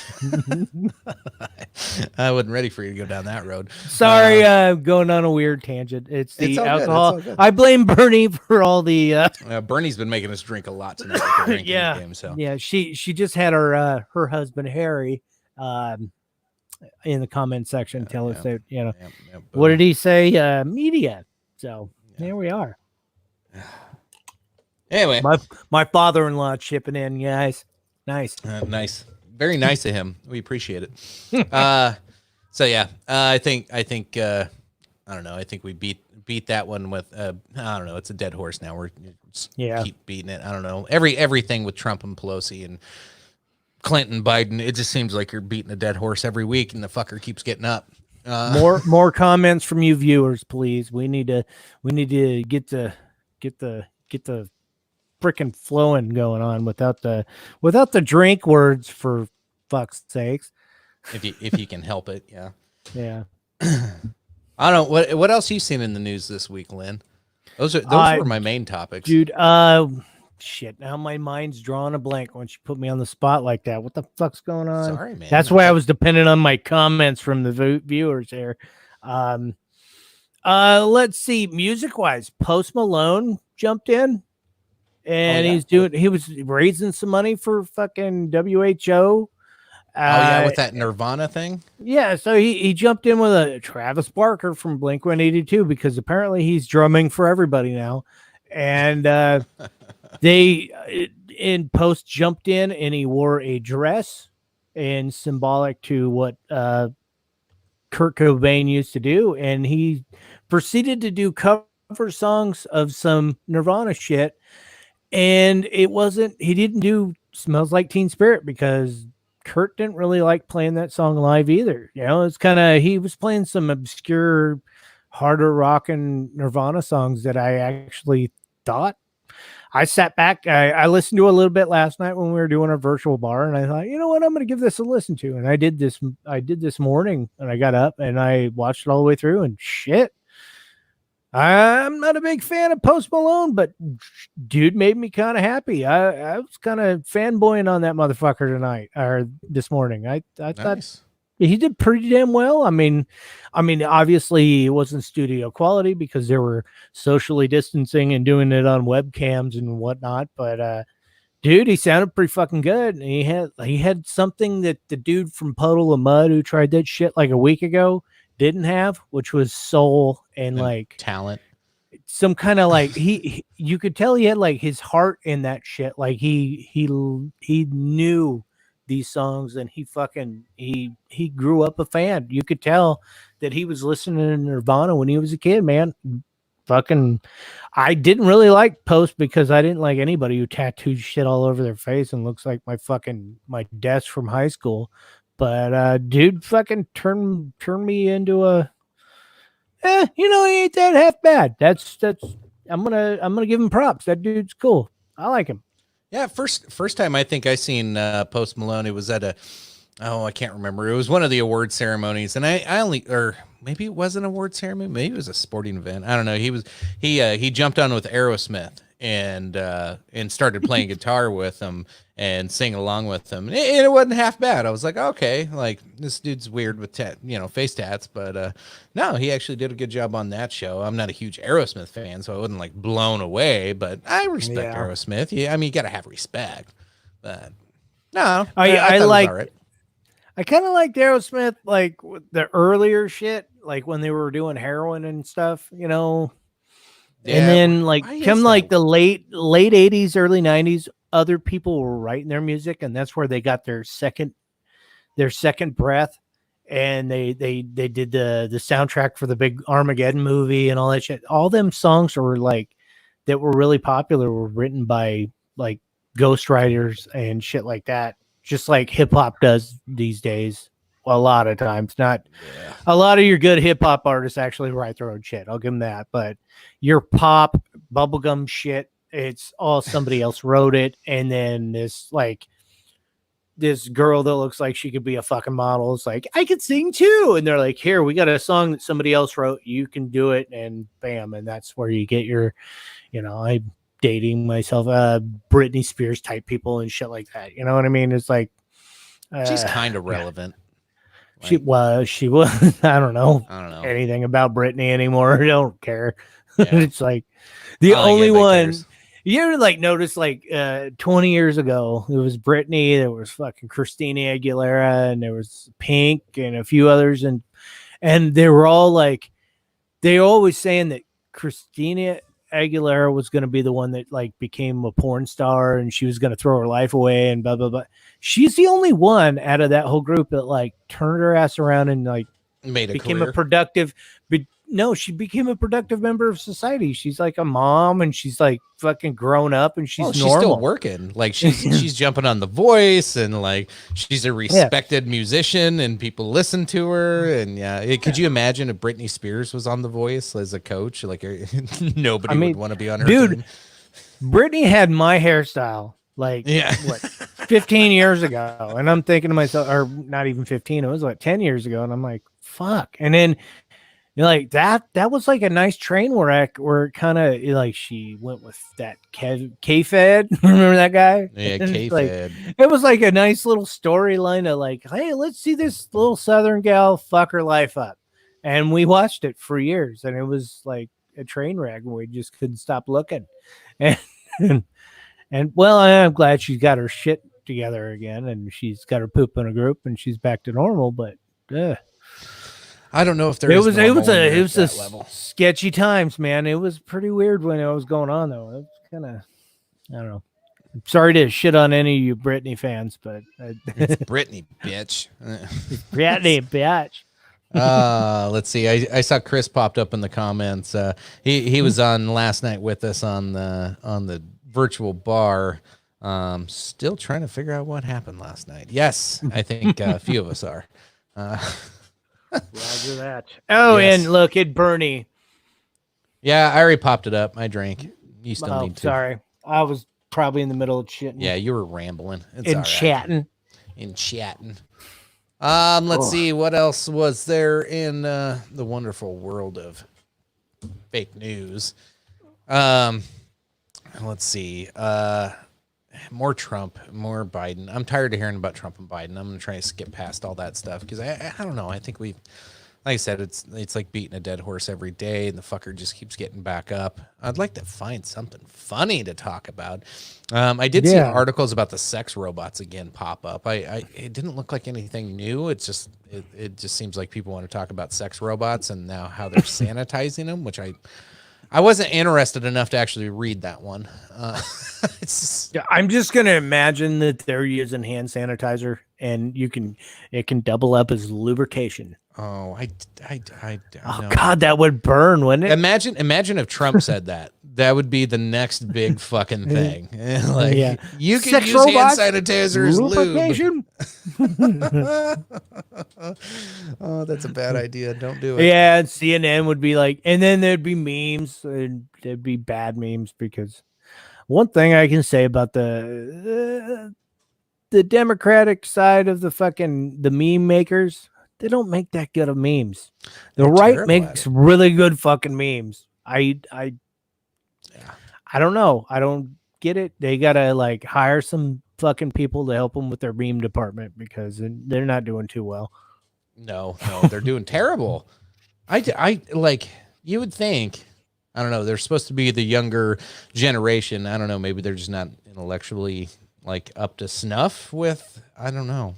I don't want to blame them and make people sound like they're dumb or lazy, but God, it just seems like the Welcome left back, is Sarah. lazy. Left seems lazy with memes. Am I wrong?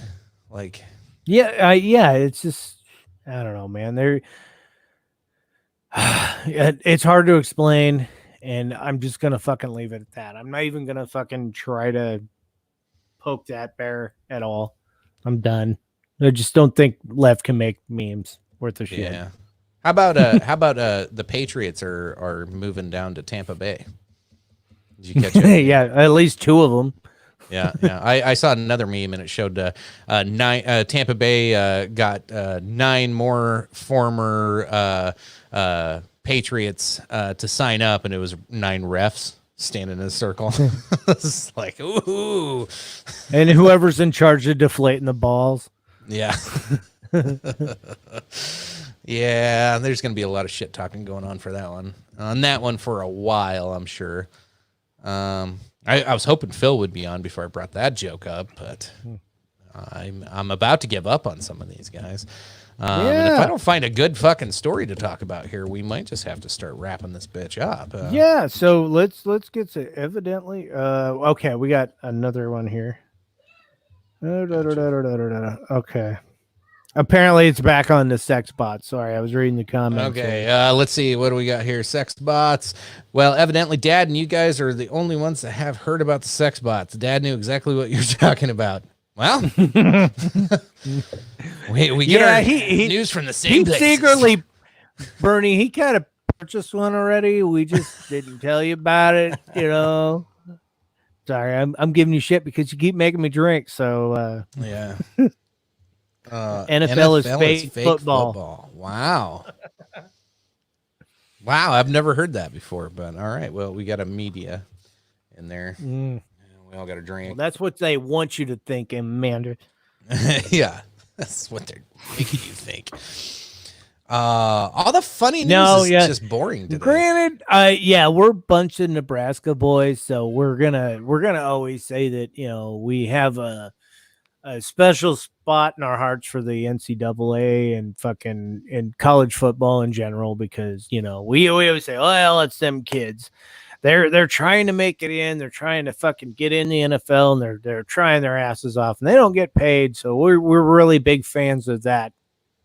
The real reason why we're so supportive of the fucking Nebraska Cornhuskers is because Nebraska doesn't have a professional team. And if we did, you would see a lot of support for a Nebraska football team that was professional, but that's just not going to be in our cards in the near future. So yeah, I don't know. We're not real big NFL The people closest in you would have Nebraska seen is because like of that. if the XFL would have came to like Omaha or something. Like, Yeah. that could have been Too a bad. possibility, but not a Rest in strong peace, one. XFL. Yeah, Sorry, that sucks. That you didn't died last very long. twice. You died, you came back from the dead, and died again. It was fucking I bad. actually enjoyed it. I was liking this new version of the XFL. They got shot in the head when they resurrected as a zombie, and then somebody came up and shot him in the head. The COVID shot him in the head, man. The COVID. Jesus, that was a bad deal. Like they had the funding to go for like 3 years and not make a profit, and they still would be okay. And then they just fucking pulled the rug out. My flip back over here is what do you gather, like, your NFL fans of Nebraska? What teams were they? A majority of your friends were fans of what team? Were they Chiefs, either Broncos or Chiefs? Broncos, it's Chiefs, a few Vikings, and a few Packers. Yeah, so I was kind of just getting at is you got the guys that are like, okay, what's the team closest to us? And that would be the Chiefs. So they were fans of that. And then you had the fans of the fucking Broncos because they're the other closest team. That's vicinity is the only reason why we were actually fans of them, or is that just some shit? Or like, do you just pick your team when you're a kid and then you stand behind them through thick and thin, no matter what, and then you defend them, even though, like, I don't know, like Cody was a Raiders fan, Right. When I was a kid, and we were going to Fairmont, and he's still a diehard Raiders fan, even though they like switch fucking cities like fucking Las Vegas umpteen times or whatever. It's like he still likes the Raiders though. It's like, I don't know, man. Yeah, they got cool uniforms. They wear black. That's 2 They drinks look now. like pirates. Fuck. Well, Lynn's been rambling. We've had two drinks there. All right. But hey, so apparently we were saved like a pre-pandemic fucking like a little more deaths than normal.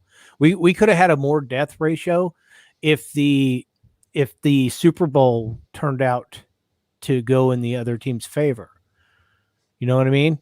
So like the 49ers and the Chiefs were playing, right? Right. And the Chiefs won. And if the 49ers would have won, they would have had a giant parade in the fucking streets of San Francisco So and you shit. saved California. And in California on that time of the Super Bowl, there was like 3 or 4 cases of COVID going on that they didn't know about.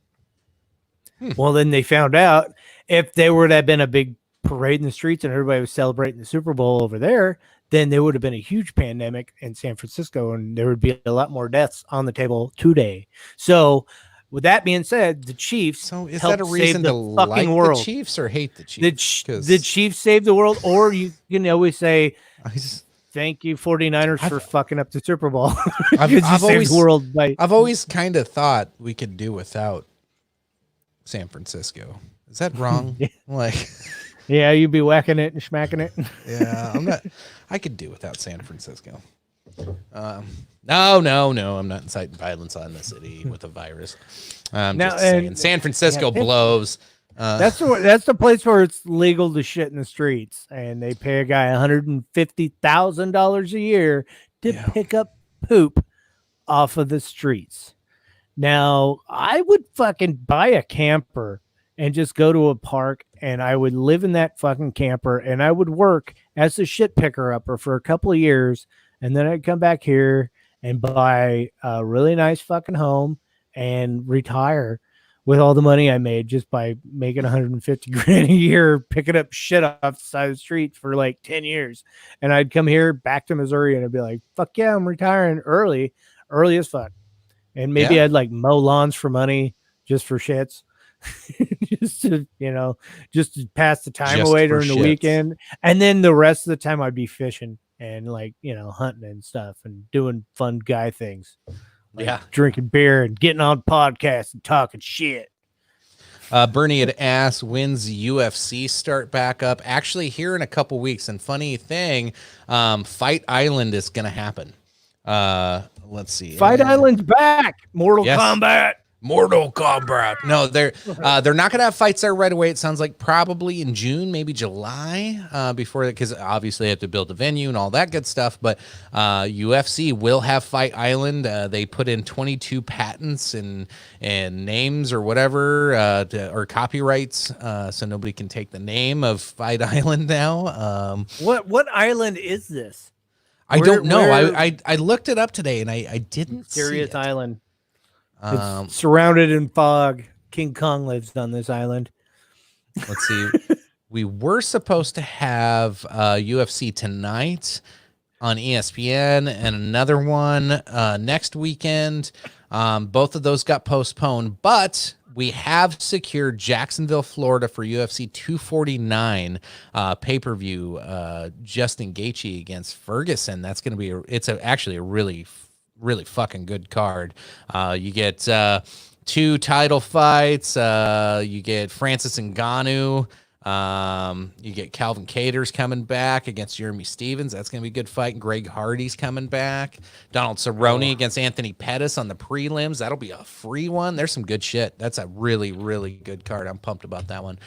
But I'm really excited to see Fight Island. I need to get back into the UFC again. I mean, my whole thing is the last 20 years we were watching it pretty well because of the Ultimate Fighter TV show. Yeah. And I was like getting to know every single one of these fighters because a lot of them ended up going from the show into actual UFC fighting, regardless if they won the show or not.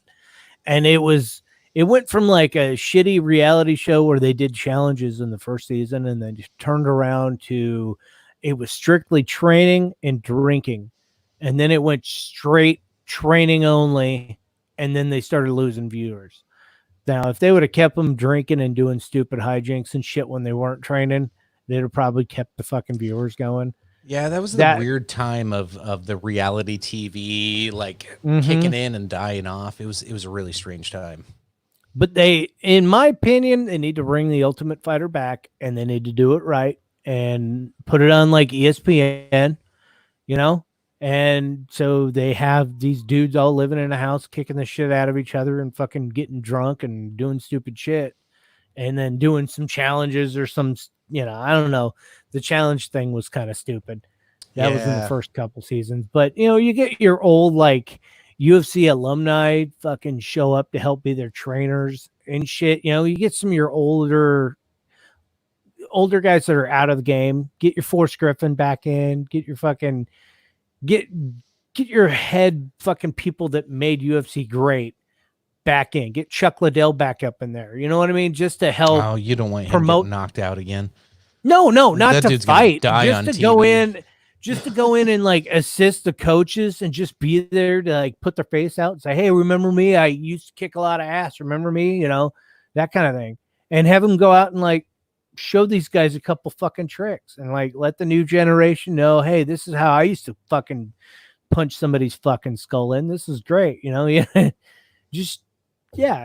would love to see them bring that shit back, put it on ESPN. And, have Dana come out every week and say, well, this is the next challenge. You guys got to go and you got to fight this guy and blah, blah, blah. And, don't leave it out to the fucking judges. Go out there and fight. I want to see that shit again. I want to get to know the newer generation of fighters. What about you? Yeah. Well, so I keep up with it though. That's the difference is I haven't. I have Fight Pass and ESPN Plus and that's like the only thing you can still fucking watch anymore is UFC's been the only one throwing any content on there unless you want to watch bowling, tennis, or fucking some weird sports you've never heard of. But were they doing video game fucking tournaments and shit on ESPN a week ago? No, they were doing cornhole championships and I sat and watched it again. Like I joked about this like a month or two ago. I watched the Cornhole World Championships for like hours. And then it was on again the other day and it was a totally different matchup. I fucking watched it for like an hour and a half again. I was just like, were they drinking at the same time as playing though? No dude like standing there with a beer in their hand. Professional cornholers. Dude, you I went and bought a not pro pay style me fucking to play cornhole table. unless I had a fucking beer in my hand. You know, I what went mean? and bought a professional table with the actual like the right type of pads. That's what I did with my COVID bucks. I'm buying stupid fucking games. So yeah, I have like the firm side and then the slidey side, and I whipped Riker's ass 21-3. Beating his ass at cornhole. You cornholed your son. Oh, that's weird did when you not, say it like that. Dude, that's a bad sound clip. Sorry. Yeah. Ugh. Yeah, exactly. What? What? That's about accurate. Let's see. Any other? Let's see. The protests. I'll pull up some footage of the protests. I don't need any sound with it. That's a good thing. Because that's still that's the one I think most everybody's just arguing the most about is this okay? Is this not okay? Should we be doing it? Should we not be doing it? I don't know. The more and more I think about it, like everybody wants to shit on it. I don't know. I can't shit on it. I just can't. Everybody wants to. mean, it's everybody's American right to fucking, assemble and fucking go out and do whatever yeah. We have a freedom of choice here to stay at home and try to flatten a curve ourselves, right? And if you choose to, that's fine. You can't fucking make everybody else's minds up. You can't make everybody else fucking be on the same sheet of music, man. They have the freedom to fucking do whatever the fuck they want. And yeah, if you disagree with them, yeah, that's your fucking right to disagree with them. But you know what? As long as you're doing the right thing, you do whatever the fuck you want. So the only problems I got with these, that sign right there, investigate Bill Gates, and it's those that don't help any of this. Yeah. You have the responsible protesters that are actually concerned about your freedoms and your rights. 100% respect, love you, do your thing. I back you 100%. But then you got these fucking weird ass nut jobs out there that, well, and you know what? Maybe the conspiracies are right. I don't know. Fucking even Alex Jones has been right on some. So, I'm not going to shit on those too much, but hey, what are you protesting? Are you just trying to get attention at a certain point? And then when you talk about fetuses and you make this political and you're doing your whole abortion thing, and you're doing the anti-vax thing, it's like, whoa. What are you really doing out there? I think that's where they hurt themselves with that type of shit. You want to protest freedom? Back you 100%. Some of the other shit, you're ruining the cause. Yeah. Bill Gates is behind all of this. Fucking, yeah. People like that need to be dragged out into an alley and shot, but that's my opinion and I'm entitled to it. I'm not saying go out and drag a motherfucker out and shoot him, really, but I am. God, I don't know where I'm going with this. I don't know where you're going either, but we got to drink. Yeah, I blame you guys for making me drink so much. Now I'm kind of confusing myself. That's all right. We'll be wrapping this up here shortly. Any other? I see some comments popping in here. Wish we had some more guests or comments from the fucking crew down there below watching us. That's all right. That's all right. There's plenty more of these shows to come, and we'll have to get a little bit more scripted here if our normal two people that are supposed to run the show with me actually fucking show up. I saw we Lindsay should just call it the Lynn and Chicken Show or the Skinner and Chicken Show, because I haven't seen a dog in a fucking couple days. Where's this dog that we were talking about? Fucking. Since the dog's wife's watching, we needed to ask. Sorry. Yeah. Shout out. Let's see. Everyone has a right to be stupid and continue the pandemic. Well, I don't know. Sunlight hits and everybody drinks that bleach. We're going to be fine. Drink. Shit. That's 2 drinks technically. Yes. What else we got? Let's see. I seen that Otis is watching. He did a comparison earlier. I saw his a post earlier. He says, "Y'all were making fun of the people for eating Tide Pods, for that generation eating Tide Pods, and then you turn around and trying to talk about injecting fucking bleach and drink too again." Yeah, sorry, I had to fucking do it, but Otis is watching, so I had to bring it up. Now Otis has had some good stuff. I don't know. There's that's where it's where the context starts to matter a little bit. And I've seen arguments with I got friends on all fields of the spectrum, of course. So, and of course Phil's trying to call right in the middle of a live show. Like seriously, like I can answer this right now. Hold on, let's see if I can get him on. Hey Phil, how you doing, sir? Are you there? Caller, hi. No, maybe my Phil Donahue impersonation. Yeah, here we go. Phil, hop on for a Phil second. Donahue. Hey, Phil. Hey, you're live. Well, howdy, y'all. I'm going to be on live on camera here in just a second. Then. All right, sounds good, bud. I'll be waiting for you. I can't stick around long though, so I gotta just get my message out. Okay. Phil's got a message. It's a dire message. He tells me it's a scary message. He's got a warning for all of you at home. I look forward to hear that. I'm so far behind. Yes, me too, Sarah. I don't know where we started. Don't feel bad. So where were we? We're bouncing all over the fucking place, man. We are. Yeah. We were talking about, well, I can't say the words because we have to drink if I say it. But. So we brought up Trump's controversial statements about certain chemicals being inserted into your body, and the batshit craziness that ensued. So, yeah. Oh well, you're saying inserted. Would they be like, don't you do it? Don't you do it? I don't want to go into that, but instead of saying the using a needle, there's another way you can insert that. It would be like, how people butt chug stuff. We showed an image of that earlier. Were they taking a butt funnel and putting like hand sanitizer? Yeah. God, I saw the bleach. Sorry, I'm funnel. cracking myself up here. And Bernie's loading us up. I gotta hold on. You ever heard about bleaching your butthole? So, oh man, I said the word, didn't I? Yeah, we got a lot of drinking to do here. Give me just a second. Jesus. Yes. Killing me. And now I gotta get Phil on here in mid damn broadcast and send him a link. Okay, there we go. All right, we got plenty of drinks to do now. We have I saw another one, and then plus what Lynn said on top of that. So we got like 4 drinks right now. Yeah, I've had a few. I'm gonna go for another couple. All right, you got to take it easy, folks. We're 2 hours in, and I'm on scotch now too.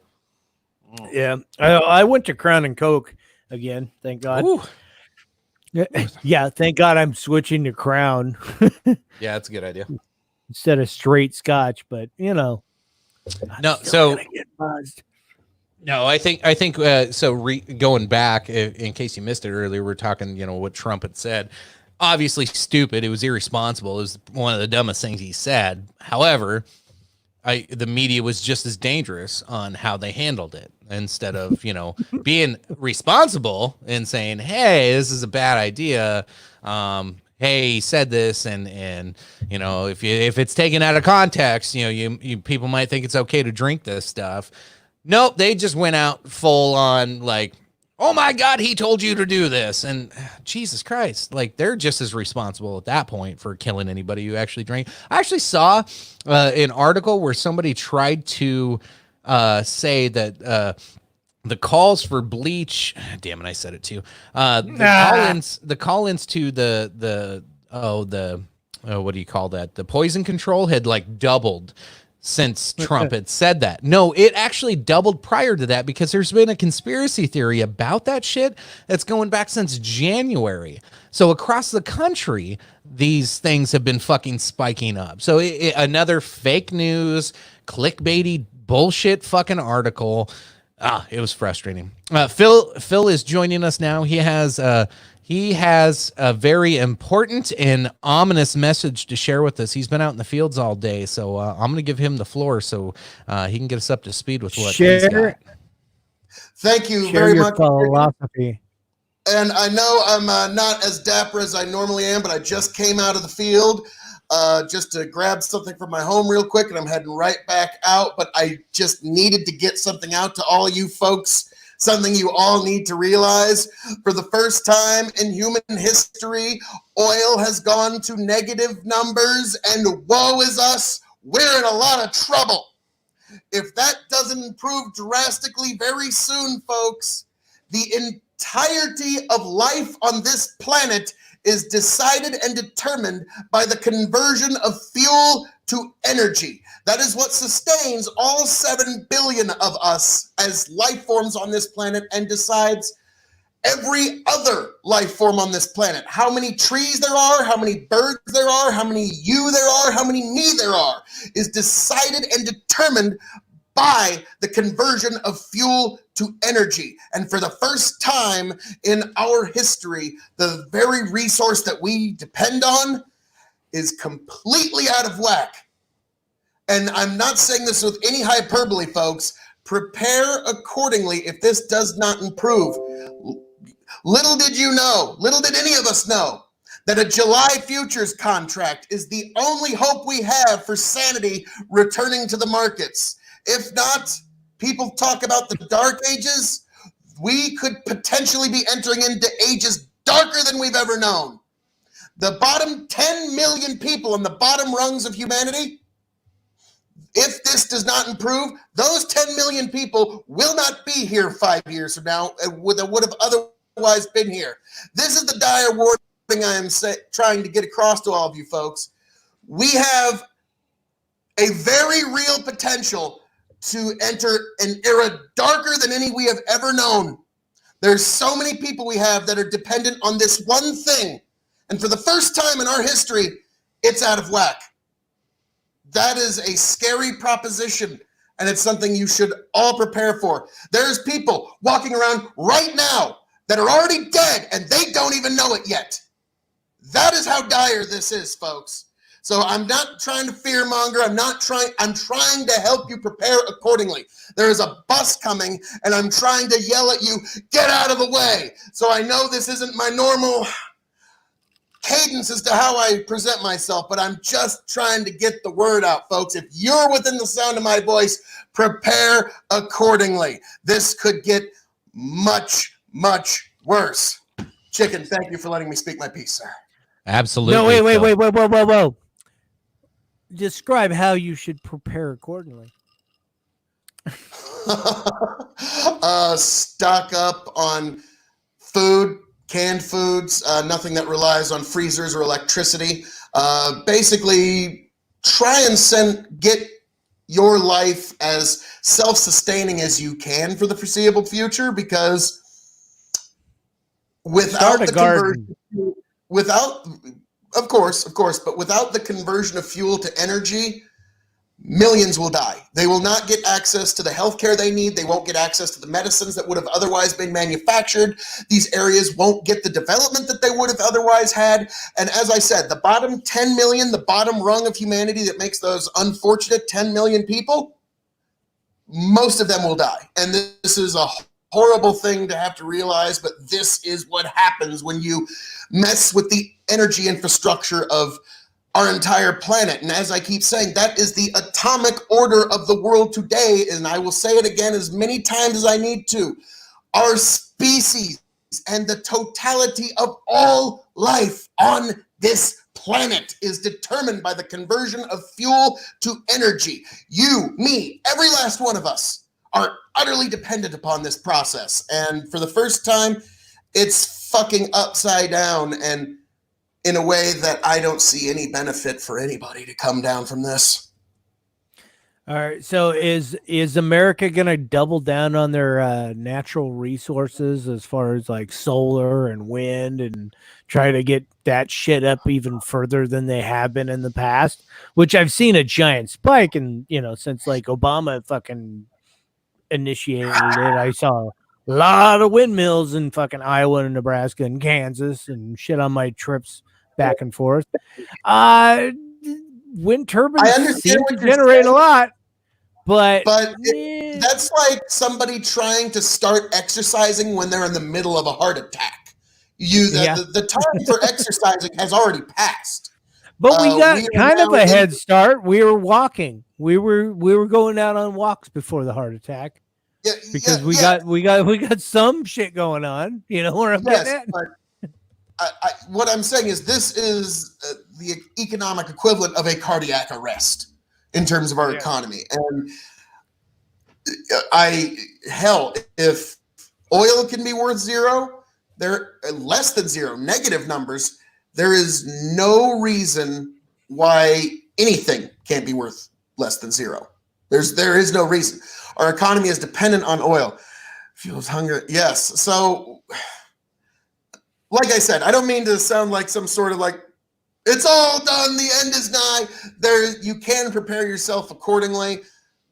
But there's a chance that this could turn around. Like I've said to people, little did we know that June contracts are what almost the fate of the world relies on now. Like, this is the first time in my lifetime that we've actually been that close to the precipice. So I appreciate this time to get the word out to everybody at the Dog and Chicken Show, KOE Nation, everybody listening. Thank you for giving me this moment. Chicken, Lynn, I can field maybe one or two more questions, and then I got to get running back to the field. So best case scenario, when should crude oil prices go back up and show a good sign? And when is it too late, do you think?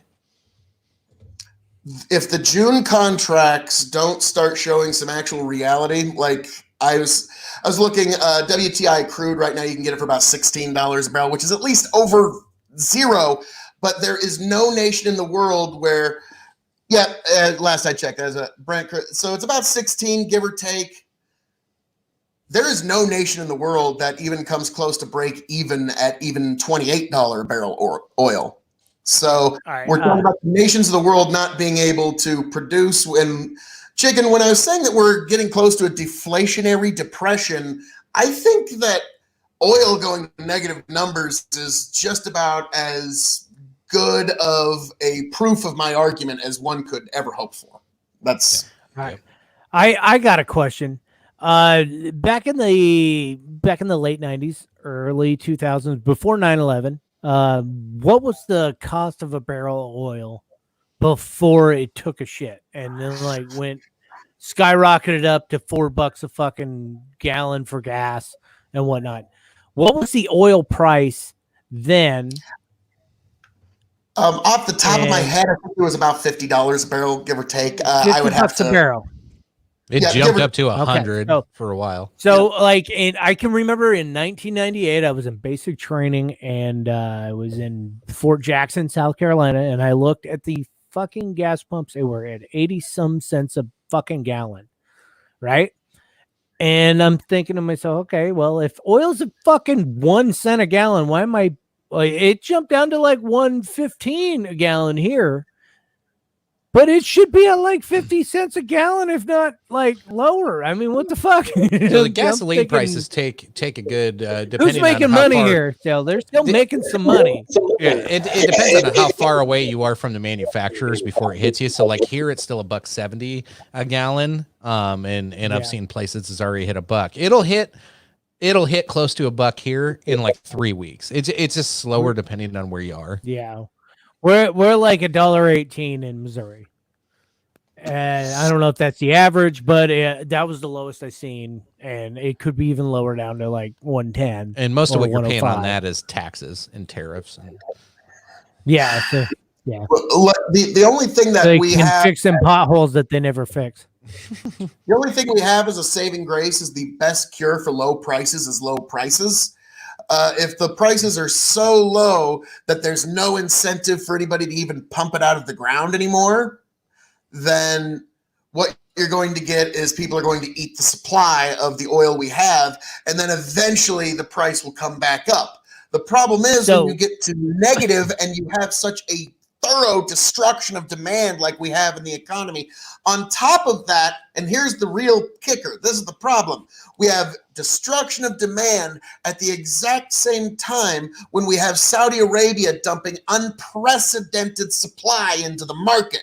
So you have a demand destruction met with an unprecedented supply, and it's a perfect disaster to make us the economy shit for the next 6 months. Is this the reason why they're pushing for us to open everything back up again and go back to the normal and try to get people to fucking travel more? And is this like the whole major reason behind it is, hey, y'all need to go out and start driving and fucking flying and fucking doing your thing. Fuck this Corona thing. We're going to have to go out and just, hey, some of you are all going to die, but you know what? The economy's got to go on, and we don't want to. It's either a couple 100,000 of you die or 10 million of you die because the economy goes to shit. Yes, those are the calculations, because it sounds so cavalier of like, get back out there. Who cares if people get sick as the economy? Like, if that's how you put it, it doesn't sound very good. But if you frame it this way, well, we can all sit around and do nothing and wait for our stimulus checks and do nothing in the economy and don't go back to work and have no activity and plunge humanity into a second dark age. So that's I want to quote Spock. It's not just die now, die later. Is it how high do you want to stack bodies? How high? I want to quote. I want to quote Spock. The needs of the many outweigh the needs of the few. That's one of those philosophies that it's okay until it's you that happens to be the few, right? So I understand the problem with this, and yes, there are people that do need to socially distance and cut, for lack of better terms, kind of cut themselves off from large groups. But there also needs to be a continual economic activity. Otherwise, as I've said, that bottom 10 million that would have otherwise been here in 5 years will not be here, because I can't stress this enough. That is how life is sustained on this planet. And we've just fucked with it in a way that I don't know if we can repair it in a timely manner to actually stop some of the damage. Fair enough. No, hey, Phil, I appreciate you jumping on. I know you got more work to do. You gotta get them seeds in the ground so you can feed those of us that are above that bottom 10 million. We're gonna need some food next year. So yes. Fear not. We're putting the grain in the ground, folks, and I will make sure that we get that grain out the door and into the world as soon as we humanly can. So, folks, normally I have some big pomp and circumstance, but I got to get back to the farm. It was great talking to all y'all, and for the love of God, be safe out there, folks, and plan accordingly. Chicken, Lynn, thank you much for the time, guys. I gotta fucking go. Later. All right. As Good always, luck, thank sir. you, Phil. Appreciate it. So yeah, I don't disagree with a lot of what he. Out of that. What's that? We got a lot of good context and fucking just a good message out of that. There's a lot to talk about there. He's right with the oil prices, and I know it seems like it might be a little like doom and gloom, but he is right on a lot of those facts. Now, when he talks about that bottom 10 million, that might be the one part if he were still here, I'd probably argue with him. I don't think it's the bottom 10 million in the US. I think it's the bottom 10 million in the world. Worldwide, maybe. Yeah, I think it's going to be those super poor nations in like Africa and South America and India. Like, you're going to have a lot of those populations are going to hurt the most. I really think so. No, yeah, I mean, it's what I learned through this whole thing, and I told my wife this, like right after the shit kicked off and we saw the shortages hit everywhere, like when everything calms down, I'm just going to have certain things on hand now. Like, we watch preppers and we watch all that shit, and we'd always laugh, but hey, if you have a nice size closet that you don't need to use, like I got this little storage little closet right here. I'm gonna convert it into just like a backup storage of like canned goods and shit. When all this shit blows over and it's easy to buy stuff again, I'm just gonna stock up on stuff. Like I'm not gonna. I don't know if I fucking repeat myself from before, but my wife, she read some kind of fucking book about an EMP attack or some shit, and like how all this if that shit ever went happens, we're downhill. fucked. Yeah, and crazy shit happened. So she got paranoid. This is back in like December. She decided, you know what? I'm gonna start It's good stocking timing up. to get paranoid. Yeah, she got paranoid, got freaky, and she stocked up on just bare essential, like essential fucking shit, like just backups and like stockable food items, canned goods, stuff like that. So we got like a closet full of shit. The only thing we didn't stock up on and was toilet paper at the time. So we were like, fuck. Well, who would have nobody fucking would have thought? thought of Who that. would have Yeah. thought it? Like, But hey, now we're good. We're golden. Oh, look, hey, my wife just made this for me tonight. This is fucking beautiful. This is my new coffee cup. It's a Bubba cake, and she put Papa Emeritus II on nice. it. You got a Look little at Ghost that. VC going on there. Yeah, hell yeah. It's a nice little Bubba cake, and this is my new coffee cup I'm going to take to work. Hail Satan. I like it. Jesus. No, not Jesus. Satan. Satan. I just said you all need Jesus, and Lynn's all Satan. Oh, I fucking like it. Well, I love my wife. She's awesome, by the way. Real quick, since Lynn I was did talking that, about her, and she just showed up and showed me a cup. since Lynn's screaming Satan, I must clean us all of Satan and COVID. COVID-19.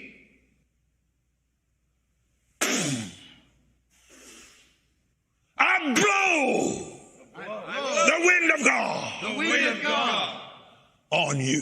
On you. I blow. He blowed everything. All right, Dude, now we're all safe. That We've been was blessed. like 2 weeks ago, right? You'd think we'd all not have COVID now Yeah, because he blew the wind of God on you. You think COVID-19. COVID-19. It's more disturbing that he has people repeat what he says in the background. Yeah, that's the I scary love part. that. There was a couple of remixes out there that were Oh just yeah, fucking they got beautiful. the hip hop. They're like like they got techno fucking the wind There of was some God. fucking the wind good of ones. God. It's fucking beautiful, man. There was some I'm really happy. fucking. Otis posted a couple of those good ones. There was some good shit. Okay, so end of the world coming. What do you think, Lynn? Wait, what do you think of Phil's comments there? Dude, that's a lot of doom and gloom for a fucking Saturday night when I'm drinking, man. I want good thoughts and happy vibes, but you know what? Preparation is key, man. And you know, if the guy's got some fucking shit to say, yeah, it doesn't hurt to fucking be prepared for shit, you know? Glad I have my Second Amendment. I have guns. I have a little bit of shit stored. Shit hits the fan, things go south, people start getting weird. I'll fucking bust a cap. I don't give a fuck. But that's my Busting thoughts. caps up in here. It's like, come into my house, threaten my wife, threaten my kids. I will fuck you up. I don't give a shit. All right. That's all I'm getting at. Yeah, he lives in Missouri. Can you tell? No. Hey, dude, you do the same fucking thing. How many? Oh, I know. I'm just. I'm not talking even shit. going to talk about your firearms that you own. Yeah. We don't want the FBI listening in on what you got. No, I got it. I'm redoing the old man's gun cabinet. It's out in the garage right now. I'm resanding it. So like my floor is literally just laid out with guns right now. There's just guns all over my basement floor. They're all locked. They're safe. I got my famous hanger that I had behind me most of the time. Tonight I switched positions so I can sit in my recliner. But yeah, sooner or later I'm going to have to get me a gun cabinet so I can get it locked and nice and neat so the kids can't get into it. Right now they're not tall enough to get up there. But yeah, I don't think they'll be fucking with my guns because they know better. My kids are smart. They ain't gonna fuck with them. But at the same time, I kind of want to have that peace of mind of fucking locking them up. But I'm gonna have to get me a gun cabinet here pretty soon. Maybe I'll get a safe and just put it up in the upstairs so I can get to it and shoot Nazis that come into my house. Yeah. So Amanda's a fan. One praises Satan, one praises. Yeah. I don't know. I don't know why we don't do more of these. Maybe we will. Usually we call them chicken soodle noops and we pre-record it, but and yes, very, very good point. Nothing more useless than an unloaded gun. I do have a loaded gun ready to go, but it's in a place where nobody can reach it except for me. I fucking love that guy. Yeah. Cheers to you, motherfucker. Bleach. Yes. Oh, God damn it. I'm sure we missed a few other drinks. I lost track of the chat there for a while when Phil was on here scaring the shit out of everybody. God damn it, Bernie. What, 1, 2, 3, 4 4 drinks in one fucking post. What an asshole. Oh, because she's going to bed. Thanks, Bernie. All right, you're an asshole, Bernie. Lynn, I'll let you take your 4 drinks while I make sure we don't have that that blank audio. You know, that's the worst thing you can ever have when you're watching like a video or listening to a podcast. Is like when there's like no sound for multiple seconds. It's just so awkward and weird. Dead air is bad. Yeah, dead air is so bad. Kevin, I hope you're watching because you need to work on dead air. I love you, nephew. You're awesome on the show, and you have a lot of good stuff to say, but man, you have a lot of dead air. Work on it, brother. Work on it. Just gotta keep spitting that fire, son. Yeah. Or just become a good bullshitter. That's pretty much what me and Lynn do through most of the show. We just talk shit. Yeah. I never, ever admitted to being an expert on any field whatsoever, but I will bullshit my way through a fucking podcast with my brother. Any day. So I think we're gonna start wrapping this bad boy up. I finished off my Cardew. I'm out of scotch for tonight. I think we had a lot of good discussion. I don't know what Lynn's doing, so I'm just gonna skip this over real quick. It's all good.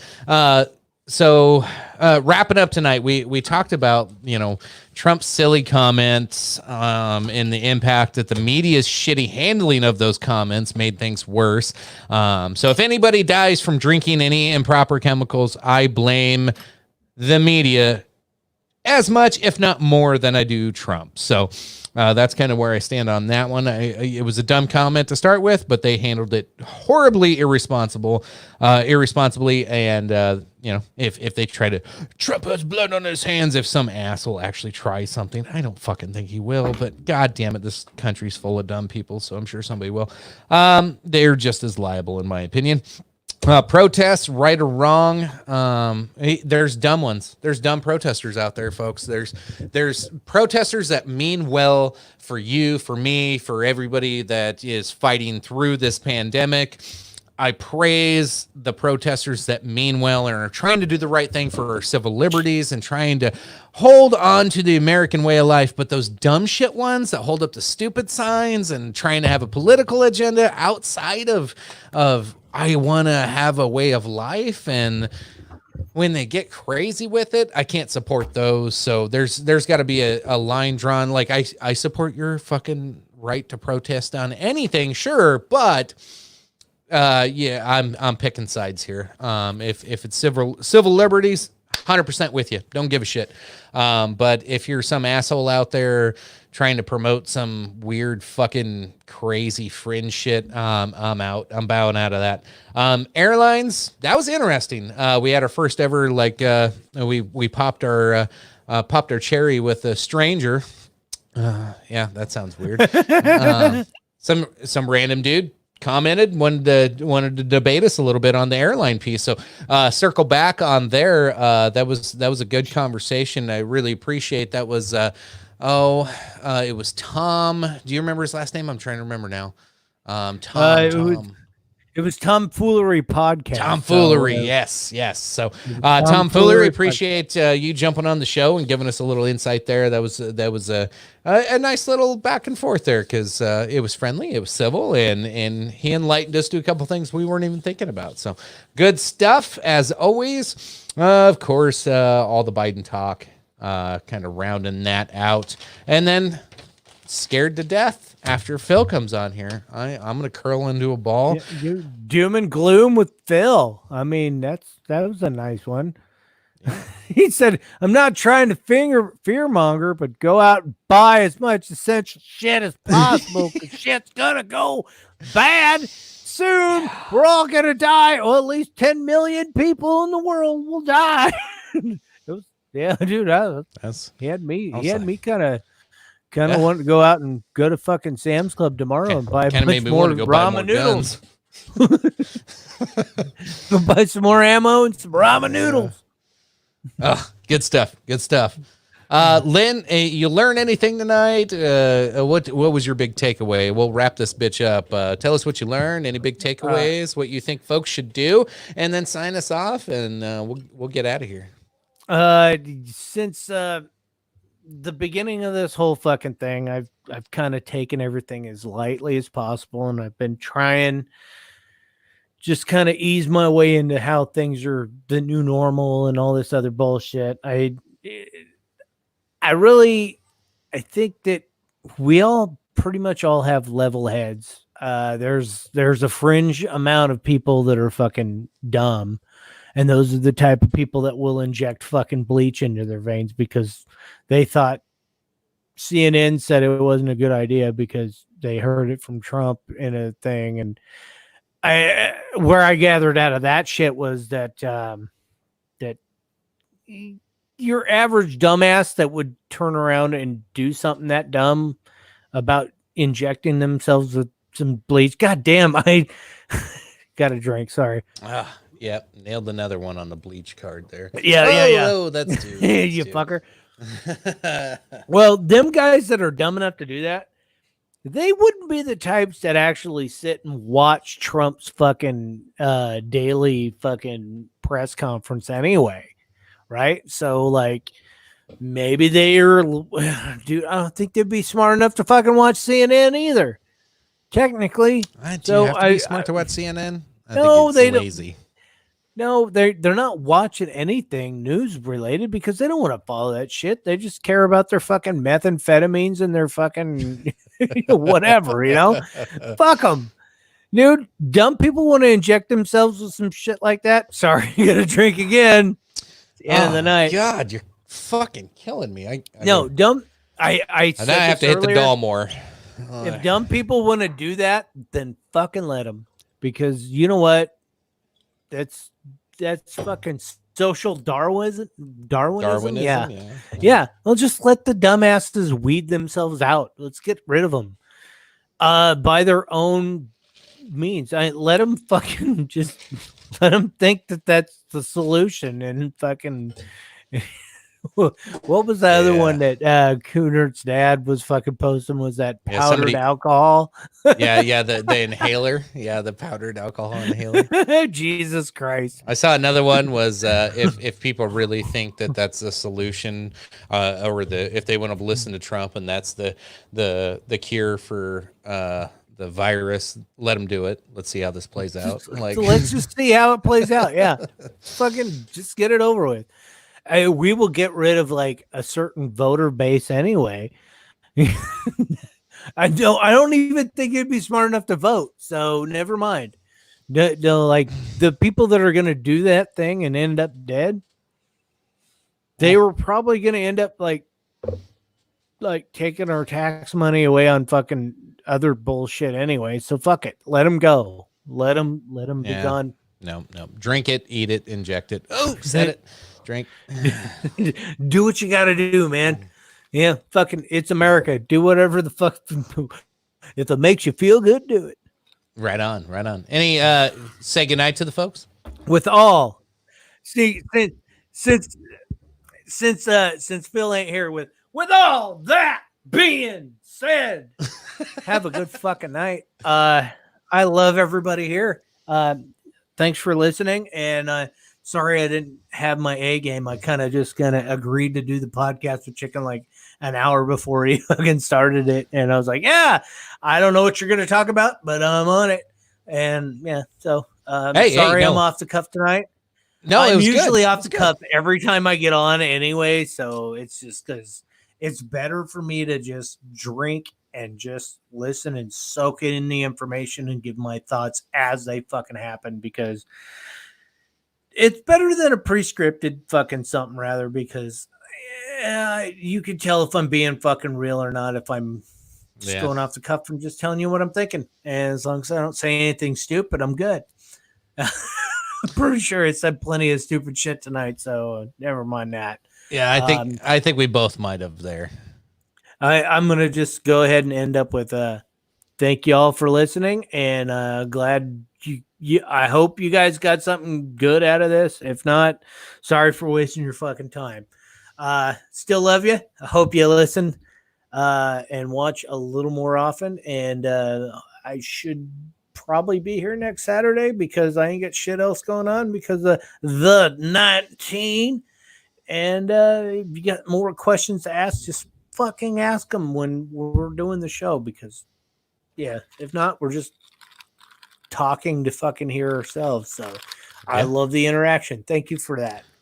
We'll keep it up every Wednesday night, Saturday night, 8:30 p.m. Lynn, appreciate you like jumping in at the last moment, saving the day. Otherwise, you guys would have just had me sitting here talking to you, the viewers, and being also lonesome, which I'm not afraid of doing, but I was not ready for that tonight, and I was not scripted for it. So, whoo, buddy, that would have been rough. So, Lynn, really do appreciate you jumping in, brother. Tony, we miss you. Yeah. Someday, Dog will rejoin the Dog and Chicken Show. Dog and Chicken Show. He put his name up first, but he never shows up. I put his name up first because I'm a nice guy. No. God damn it. It doesn't matter who put name up first. I guess it's just it's all fucking dumb. It's just a show where we talk shit. It doesn't matter. So hey, I appreciate everybody tuning in. Make sure you check us out. Many of you have already signed up to our little locals page, but if you have not, dogandchickenshow.locals.com. If you download the Reuben Report app and then sign up through there, it's like its own little social media. So we get our own little fucking echo chamber, and we can share the memes that only we want to see, and you won't have to worry about anybody like judging you for anything that you say or post on there. So it's a cool site. Also, make sure you're checking us out on Facebook and checking out the YouTube for prior episodes. We're also on anywhere you can find podcasts. Dog and Chicken Show. We have old episodes up. I am going to dump every COVID Chronicle ever since we started with the political or the debates is where these actually started, and it turned into the COVID Chronicles. So all those are going to start getting uploaded onto those, so we can go back and listen, like, how has this developed and how crazy has this gotten? So that's going to be fun to go back and listen to when we all go back to work soon and have long drives. For some of you are just really bored sitting in a cubicle in office and just like, oh, fuck. Yeah, that happened a few weeks back. We cared about Australian fires. What happened? So we'll bring up all that old shit and give you a chance to go back and listen to all those on audio format only, or you can, like I said, check us out on Facebook or the YouTube and check out those old ones as well. But as always, we'll round this bitch out. We'll again Wednesdays 8:30. Saturdays, 8:30. As we're rounding out the cusp of this, we're heading towards the end of this curve. Things are calming down. We will slowly change the topics away from COVID. We'll keep a COVID section eventually. I think we'll change it after the episode 20. We'll do COVID Chronicles 19 and 20, and then we'll just go to live shows and have a COVID section because I don't think this shit's going to be a big deal for very much longer. It's going to be more of like an economic crisis, as Phil brought up, and like, scary times. So doom and gloom. Yes, doom and gloom. So as always, thank you all for tuning in. So, we need to share get it. Amanda on the show, by the way. Yeah, one of these times. Yeah, you just need to figure out present arms and facepalm. Yes. As always, make sure you share this. That's the best thing you can do. Get more people to sign in and have more conversation. Get more people to join the show. Even if they don't like it, okay, then they can watch something else. But sharing it's the best thing you can do. If they don't care for it, then we can just move on and find other viewers. But in the meantime, appreciate you. Love you. As always. We'll catch you next week. Bye.